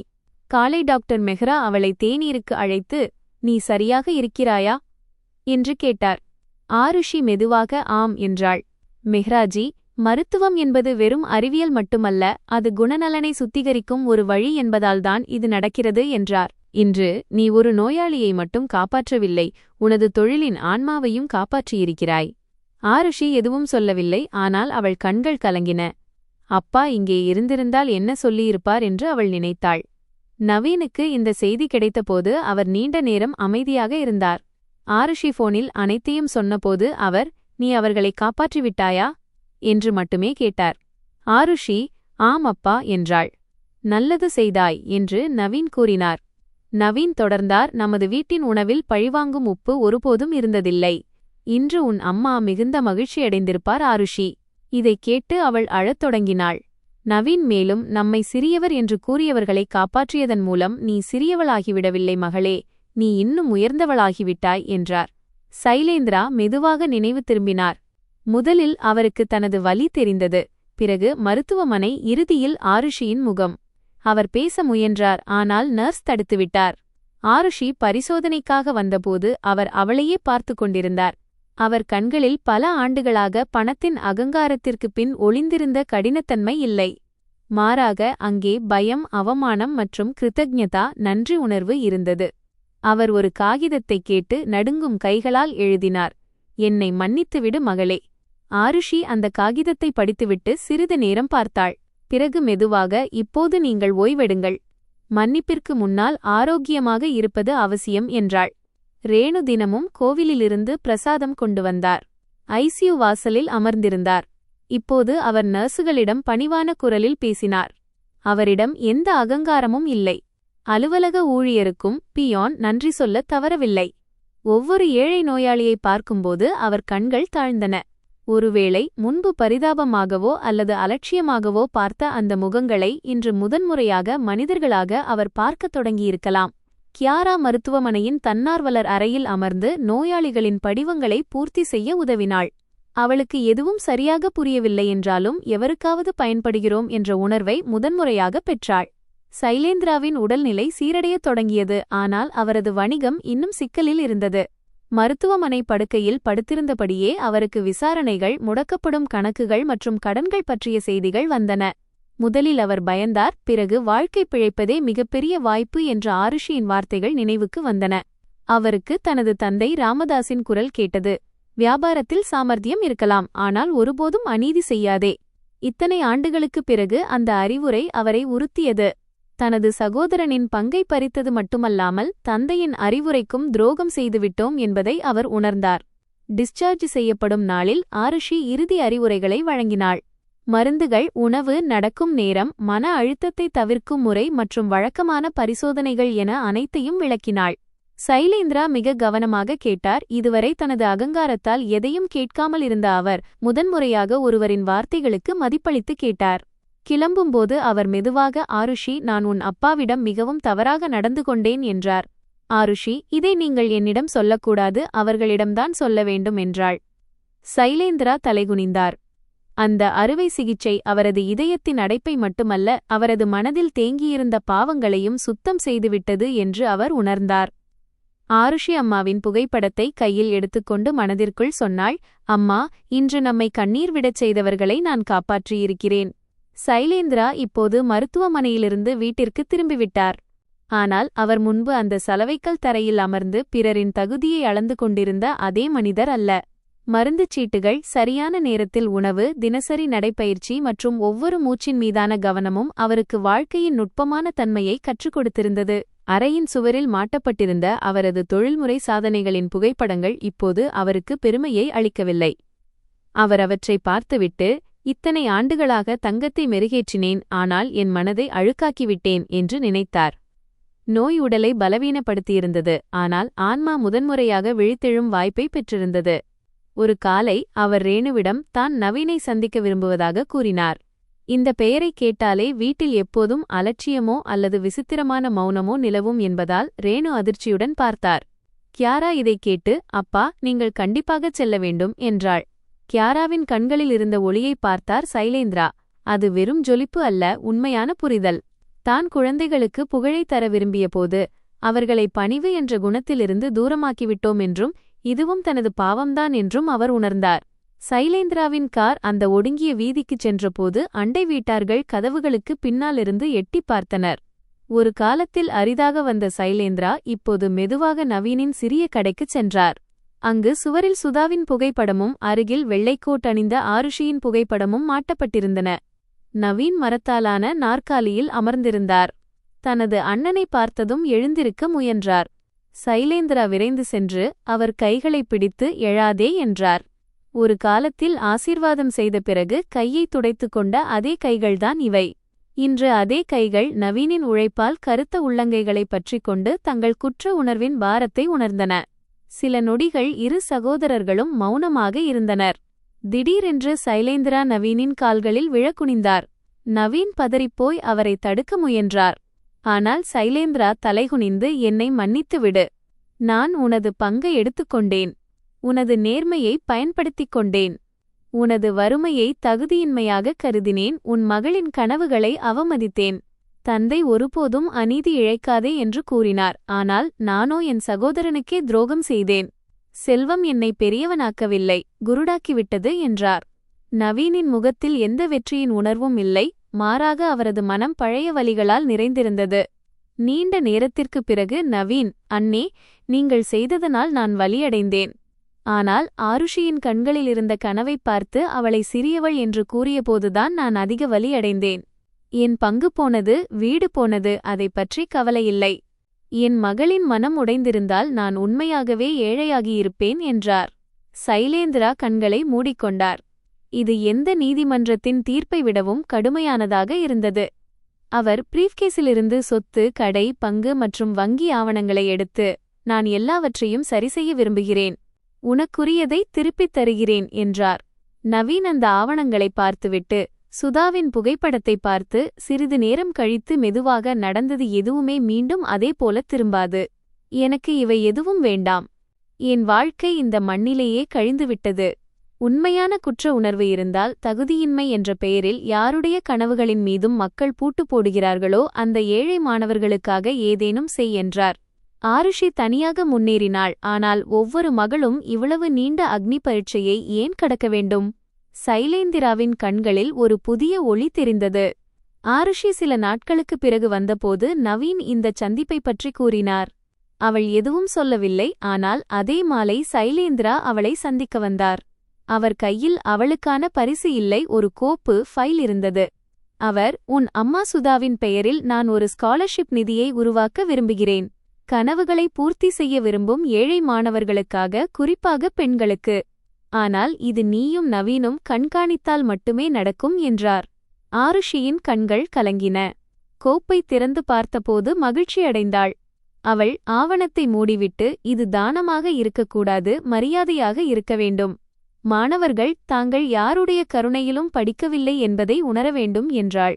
அவர்களுக்கு இது நீங்கள் எதிர்காலத்தில் சமூகத்திற்கு சேவை செய்யப் போகும் பாதை என்று சொல்லப்பட வேண்டும். சைலேந்திரா, நீ சொல்வது சரிதான். வாழ்க்கை முழுவதும் நான் கொடுத்த போதெல்லாம் அதனுடன் அகங்காரத்தை கலந்தே கொடுத்தேன். இப்போதுதான் கற்றுக்கொள்ள விரும்புகிறேன் என்றார். கியாரா மெதுவாக மாறத் தொடங்கினாள். வெளிநாட்டில் பாதியில் நின்ற படிப்பிற்காக தன்னைத்தானே குறை கூறுவதை நிறுத்திவிட்டு சமூக சுகாதார திட்டங்களின் நிர்வாகப் பணிகளில் ஆருஷிக்கு உதவத் தொடங்கினாள். பளபளப்பான புகைப்படங்களில் இல்லை, ஒரு களைப்பான முகத்திற்கு ஆறுதல் தருவதில்தான் வாழ்க்கையின் முக்கியத்துவம் இருக்கிறது என்பதை அவள் முதன்முறையாக உணர்ந்தாள். ரேணு முதலில் தயங்கினார். பிறகு ஏழை பெண்களுக்காக உணவு மற்றும் மருந்து ஏற்பாடுகளை செய்யத் தொடங்கினார். பல ஆண்டுகால பழக்கங்கள் எளிதில் மறையாது என்பதால் அவர் இன்னும் முழுமையாக மாறவில்லைதான். ஆனால் ஒரு தாய் தன் மகளை அழைத்து வரும்போதெல்லாம் ரேணுவின் கண்கள் தாழ்ந்தன. ஆருஷி அங்கு ஒரு இலவச இதய ஆலோசனை மையத்தை தொடங்க முடிவு செய்தாள். அதற்கு சுதா இதய சேவை மையம் என்று பெயரிடப்பட்டது. திறப்பு விழாவன்று பிரம்மாண்ட மேடை ஏதுமில்லை. கடைக்கு அருகில் ஒரு பழைய கட்டிடம் வாடகைக்கு எடுக்கப்பட்டது. சிறிய அறையில் பரிசோதனை மேஜை வைக்கப்பட்டு வெளியே துளசி மாடம் வைக்கப்பட்டது. நவீன்ஜி வாசலில் தேங்காய் உடைத்தார். பிரிஜ்மோகன்ஜி, விஸ்வநாத்ஜி என அனைவரும் அங்கு இருந்தனர். சேவையே மிகப்பெரிய பூஜை என்று அனைவரும் கூறினர். ஆருஷி அம்மாவின் புகைப்படத்திற்கு முன்னால் தீபம் ஏற்றினாள். பல ஆண்டுகால தவம் அங்கீகரிக்கப்பட்டது போல அவள் உணர்ந்தாள். முதல் நாளிலேயே பல நோயாளிகள் வந்தனர். ரிக்ஷா ஓட்டுநர், வீட்டு வேலை செய்பவர், முதிய விவசாயி, பல ஆண்டுகளாக பாதிக்கப்பட்டிருந்த விதவை பெண் என பலர் வந்தனர். ஆருஷி ஒவ்வொரு நோயாளிக்கும் செவிசாய்த்தாள். ஏழைகளின் நோய் உடம்பில் மட்டும் இருப்பதில்லை, அது பயம், அவமானம் மற்றும் வறுமையிலும் பரவியிருக்கிறது என்பது அவளுக்கு தெரியும். அவள் மருந்து எழுதி விளக்கி தேவைப்படும்போது பெரிய மருத்துவமனைகளுடனும் தொடர்பு கொண்டாள். நவீன்ஜி வெளியே அமர்ந்து நோயாளிகளின் பதிவை கவனித்துக் கொண்டார். மக்கள் அவரிடம், பாபுஜி, உங்கள் மகள் கடவுள் போல என்று கூறினர். அவர் புன்னகைத்து, இல்லை, அவள் தன் அம்மாவின் மகள் என்றார். ஒரு நாள் ஆருஷியின் தலையில் கை வைத்து, எங்கள் தலைமுறை மௌனமாக இருந்து நிறைய இழந்துவிட்டது என்று அன்று கூறிய அந்த முதிய பெண்மணி வந்தார். இப்போது அவருடன் அறிவியல் படிக்க விரும்பிய அவரது பேத்தி இருந்தாள். அவர், மகளே, இவளும் உன்னைப் போல படிக்க வேண்டும். ஆனால் பெண்ணை படிக்க வைத்து என்ன ஆகப்போகிறது என்று வீட்டில் கேட்கிறார்கள் என்றார். சிறுமியின் கண்களில் இருந்த அந்த பழைய நெருப்பை ஆருஷி கண்டாள். அவள் நவீன்ஜியை பார்த்தாள். அவர் புன்னகையுடன், பெயரை பதிவு செய் என்றார். அந்த நொடியில் ஸ்காலர்ஷிப் நிதி வெறும் காகிதமாக இருக்கவில்லை, அது ஒரு உயிருள்ள உறுதிமொழியாக மாறியது. சைலேந்திராவும் அன்று மையத்திற்கு வந்தார். அவர் அந்த சிறுமியின் விண்ணப்பத்தை பூர்த்தி செய்தார். பிறகு நீண்ட நேரம் பேனாவை பிடித்துக்கொண்டு அமர்ந்திருந்தார். ஒரு காலத்தில் ஆருஷியின் ரிப்போர்ட் கார்டு அவரது வீட்டில் கேலிக்குரிய பொருளாக மாறியது நினைவுக்கு வந்தது. அவர் அந்த சிறுமியிடம், "நீ என்னவாக விரும்புகிறாய்?" என்று கேட்டார். அவள் பயந்து கொண்டே டாக்டர் என்றாள். சைலேந்திராவின் கண்கள் கலங்கின. அவர், "நிச்சயமாக ஆவாய். யாராவது இந்த கனவு உனக்கு அதிகம் என்று சொன்னால் அவர்களின் மனதின் சுவர்தான் சிறியது என்று அர்த்தம்" என்றார். ஆருஷி இதைக் கேட்டதும் மகிழ்ச்சியில் கண்கலங்கினாள். பல ஆண்டுகளுக்குப் பிறகு குடும்பம் மீண்டும் ஒன்று சேர்ந்தது. இந்த முறை இடம் சைலேந்திராவின் பங்களா அல்ல, ஆருஷியின் இதய சேவை மையத்தின் முற்றம். பனாரசி புடவைகள் மற்றும் தங்கத்தின் ஜொலிப்புக்கு மத்தியில் இப்போது வெள்ளைக்கோட் அணிந்த மேஜைகளும் ஏழை சிறுவர்களின் சிரிப்பும் இருந்தன. உறவினர்கள் வந்தபோது பழைய நினைவுகள் அவர்களை சூழ்ந்தன. சிலர் ஆருஷியை பாராட்டினர், சிலர் நவீனிடம் மன்னிப்பு கேட்டனர், சிலர் அமைதியாக இருந்தனர். ஆனால் இந்த முறை நவீனும் ஆருஷியும் பின்னால் நிற்க வைக்கப்படவில்லை. குடும்ப புகைப்படத்தில் நவீன் நடுவில் அமர்ந்திருந்தார். ஆருஷி அவர்கள் அருகில் இருக்க சுதாவின் புகைப்படத்தை ஆருஷி கையில் வைத்திருந்தாள். புகைப்படக் கலைஞர், "அனைவரும் புன்னகை செய்யுங்கள்" என்றார். நவீனும் அவளும் மிகப்பின்னே நின்றிருந்த அந்த பழைய குடும்ப புகைப்படத்தை ஆருஷி நினைவு கூர்ந்தாள். ஏதோ ஒரு கரையைப் போல இன்று யாரும் அவர்களை பின்னுக்கு தள்ளவில்லை. நவீன் கேமராவை நோக்கினார். ஆனால் அவர் கண்களுக்கு முன்னால் சுதாவின் முகம் இருந்தது. ரேணு மெதுவாக ஆருஷியின் கையை பற்றி கொண்டார். அந்த உணர்வில் பரிதாபமில்லை, அன்பின் கலவை இருந்தது. ஆருஷி கையை எடுக்கவில்லை. இரவு அனைவரும் சென்ற பிறகு நவீன் மையத்திற்கு வெளியே மர நாற்காலியில் அமர்ந்திருந்தார். காற்றில் மெல்லிய நறுமணம் இருந்தது. கோவிலிலிருந்து ஆரத்தி சத்தம் கேட்டுக்கொண்டிருந்தது. "ஆருஷி, களைப்பாக இருக்கிறதா அப்பா?" என்று கேட்டாள். நவீன்ஜி, "இல்லை, இன்று மனம் மிகவும் லேசாக இருக்கிறது" என்றார். அவர் சிறிது நேரம் வானத்தை பார்த்துவிட்டு, "மகளே, அன்று அவர்கள் உன்னை கேலி செய்து தாழ்த்தியபோது நான் உள்ளுக்குள் உடைந்தேன். இன்றுதான் புரிகிறது, சில நேரங்களில் அவமானம் மண்ணில் கிடக்கும் விதை போன்றது. அதற்கு கண்ணீர் என்ற நீரை கொடுத்தால் அந்த விதையே விருட்சமாகிவிடும்" என்றார். ஆருஷி தந்தையின் கையை பிடித்துக்கொண்டு, "அன்று இரவு நீங்கள் எனக்கு தைரியம் கொடுத்திருக்காவிட்டால் நான் இந்த இடத்திற்கு வந்திருக்க மாட்டேன்" என்றாள். நவீன்ஜி தலையசைத்து, "நான் ஒன்றும் செய்யவில்லை. உன் அம்மாவின் வாக்குறுதியை நிறைவேற்றினேன். உண்மையான தைரியம் நீ காட்டியதுதான்" என்றார். ஆருஷி அழுதாள். வாழ்க்கையில் பெற்றவை அனைத்தும் ஒரு சாதனையின் விளைவு அல்ல, அவை எண்ணற்ற தியாகங்களால் கோர்க்கப்பட்ட மாலை என்று அவள் உணர்ந்தாள். ஒவ்வொரு மணி முத்துக்களும் ஒரு பசியுள்ள இரவு, விற்கப்பட்ட கொலுசு, மறைக்கப்பட்ட இருமல் மற்றும் அம்மாவின் ஆசீர்வாதங்களால் உருவானவை. சில மாதங்களுக்குப் பிறகு ஸ்காலர்ஷிப் குழுவினர் கௌரவிக்கப்பட்டனர். மேடை சிறியது, ஆனால் உணர்வு மிகப்பெரியது. 5 பெண்கள் மற்றும் 5 ஆண்கள் என அனைவரும் ஏழை குடும்பங்களை சேர்ந்தவர்கள். மருத்துவ நுழைவுத் தேர்வுக்கான தயாரிப்பிற்கு அவர்களுக்கு உதவி கிடைத்தது. செல்வம் என்பது பாதையை உருவாக்குவதற்குத்தானே தவிர சுவரை எழுப்புவதற்கு அல்ல என்பதை வாழ்க்கையில் தாமதமாக கற்றுக்கொண்டதாக சைலேந்திரா மேடையில் ஒப்புக்கொண்டார். அவரது வார்த்தைகளைக் கேட்டு மக்கள் திகைத்தனர். நவீன்ஜி கைதட்டினார். ஆருஷி குழந்தைகளிடம், "நாங்கள் உங்களுக்கு பரிதாபத்தால் அல்ல, நம்பிக்கையால் ஆதரவளிக்கிறோம். உங்கள் வெற்றிதான் எங்கள் நம்பிக்கை" என்றாள். சைலேந்திராவும் நவீனும் முன்பு போல நெருங்கிய சகோதரர்களாக மாற முடியவில்லை, ஏனெனில் உடைந்த நம்பிக்கை பழைய மண்ணில் மீண்டும் அப்படியே முளைப்பதில்லை. ஆனால் அவர்களுக்குள் பேச்சுவார்த்தை இருந்தது. சைலேந்திரா மையத்திற்கு வரும்போதெல்லாம் நவீன் அவரிடம் தேநீர் கேட்பார். இருவரும் தந்தையைப் பற்றியும் சிறுவயது நினைவுகளைப் பற்றியும் பேசுவார்கள். சில சமயம் அமைதியாக இருப்பார்கள். ஆருஷி தனது பணியை விரிவுபடுத்தினாள். மாதத்திற்கு ஒருமுறை கிராமத்தில் இதய பரிசோதனை முகாம்களை நடத்தத் தொடங்கினாள். பஞ்சாயத்து கட்டிடத்தில் அமர்ந்து இரத்த அழுத்தத்தை பரிசோதித்து நோய்க்கான அறிகுறிகளை கூறி குழந்தைகளை படிக்கத் தூண்டினாள். பலமுறை மக்கள் டாக்டர் சாஹிபாவிடம் கட்டணம் பற்றி கேட்கும்போது அவள் புன்னகைப்பாள். ஆனால் சேவைக்கும் ஒரு கட்டமைப்பு தேவை என்பதை அவள் உணர்ந்திருந்தாள். அதற்காக அவள் ஒரு பயிற்சி பெற்ற குழுவை உருவாக்கினாள். இது டாக்டர் மெஹ்ராவின் பாடமும் உதவியும் ஆகும். 1 வருடம் கழித்து சுதாவின் நினைவு நாளில் மையத்தில் சிறப்பு பூஜை நடைபெற்றது. நவீன்ஜி சுதாவிடம், "உன் வாக்குறுதி நிறைவேறியது. இப்போது எந்தவொரு தாயும் பணத்திற்காக வாசலில் இருந்து திரும்பிச் சென்றால் நமது மகள் அவளை தடுத்து நிறுத்துகிறாள்" என்றார். ஆருஷி கண்களை மூடிக்கொண்டாள். அம்மாவின் புன்னகை புகைப்படத்திலிருந்து இறங்கி அறை முழுவதும் பரவியது போல அவள் உணர்ந்தாள். அன்று இரவு ஆருஷி தனது பழைய நாட்குறிப்பை பார்த்தாள். முதல் பக்கத்தில் இப்போதும் டாக்டர் ஆருஷி நவீன் கதிகார் என்று எழுதியிருந்தது. அந்த எழுத்துக்கள் முதிர்ச்சியற்றதாக இருந்தாலும் தீர்மானம் நிறைந்ததாக இருந்தன. அவள் அந்த பக்கங்களைத் தொட்டு அந்த சிறு சிறுமி இன்று கிடைத்தால் அவளை கட்டிக்கொண்டு அழுவது பலவீனம் அல்ல, ஆனால் அழுதபடியே நின்றுவிடாதே என்று சொல்லியிருப்பாள் என்று நினைத்துக் கொண்டாள். அப்போது நவீனுக்கு இருமல் வர அவள் உடனடியாக தண்ணீர் கொடுத்து மருந்தையும் கொடுத்து கண்டிப்பான குரலில், நீங்கள் மீண்டும் மருந்து சாப்பிட மறந்துவிட்டீர்கள் என்றாள். நவீன்ஜி சிரித்துக்கொண்டே, அரே, வீட்டிலேயே டாக்டர் இருக்கும்போது நோயாளி கவனக்குறைவாகிவிடுகிறான் என்றார்.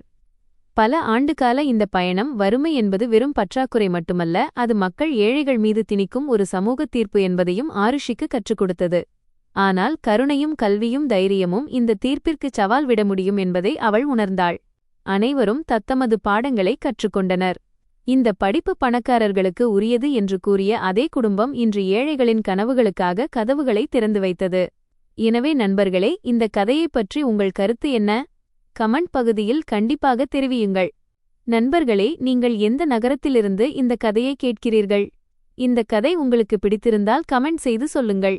இந்த வீடியோவை லைக் செய்யுங்கள், ஷேர் செய்யுங்கள், சேனலை சப்ஸ்கிரைப் செய்ய மறக்காதீர்கள். என் உழைப்பு உங்களுக்கு பிடித்திருந்தால் சூப்பர் தேங்க்ஸ் மூலம் உங்கள் அன்பையும் ஆதரவையும் காட்டுங்கள். அப்போதுதான் இது போன்ற அற்புதமான கதைகளை நான் உங்களுக்காக தொடர்ந்து கொண்டு வர முடியும். இந்த கதை முற்றிலும் கற்பனையானது. இதன் நோக்கம் உத்வேகம் அளிப்பது மட்டுமே. இதில் காட்டப்பட்டுள்ள கதாபாத்திரங்கள், நிகழ்வுகள் மற்றும் சூழ்நிலைகள் நிஜ வாழ்க்கையுடன் தொடர்புடையவை அல்ல. ஏதேனும் நபர் அல்லது நிகழ்வுடன் ஒற்றுமை இருந்தால் அது தற்செயலானது மட்டுமே. நன்றி. अगर आपको स्टोरी पसंद आई हो तो लाइक शेयर सब्सक्राइब करना ना भूलें, क्योंकि ऐसे स्टोरी सिर्फ और सिर्फ हमारे चैनल पर आपको सुनने को मिलेगी। आपको स्टोरियाँ सुनना पसंद है तो चैनल को कर दीजिए सब्सक्राइब और अपने दोस्तों के साथ भी शेयर कर दीजिए, बाकी आप दोस्तों के साथ भी सुन सके। आप कहाँ से हमारी स्टोरी देख रहे हैं ये कमेंट में ज़रूर बताना, क्योंकि हम आपके कमेंट ज़रूर देखते हैं। तो मिलते हैं एक ऐसी स्टोरी में, तब तक के लिए थैंक यू, धन्यवाद।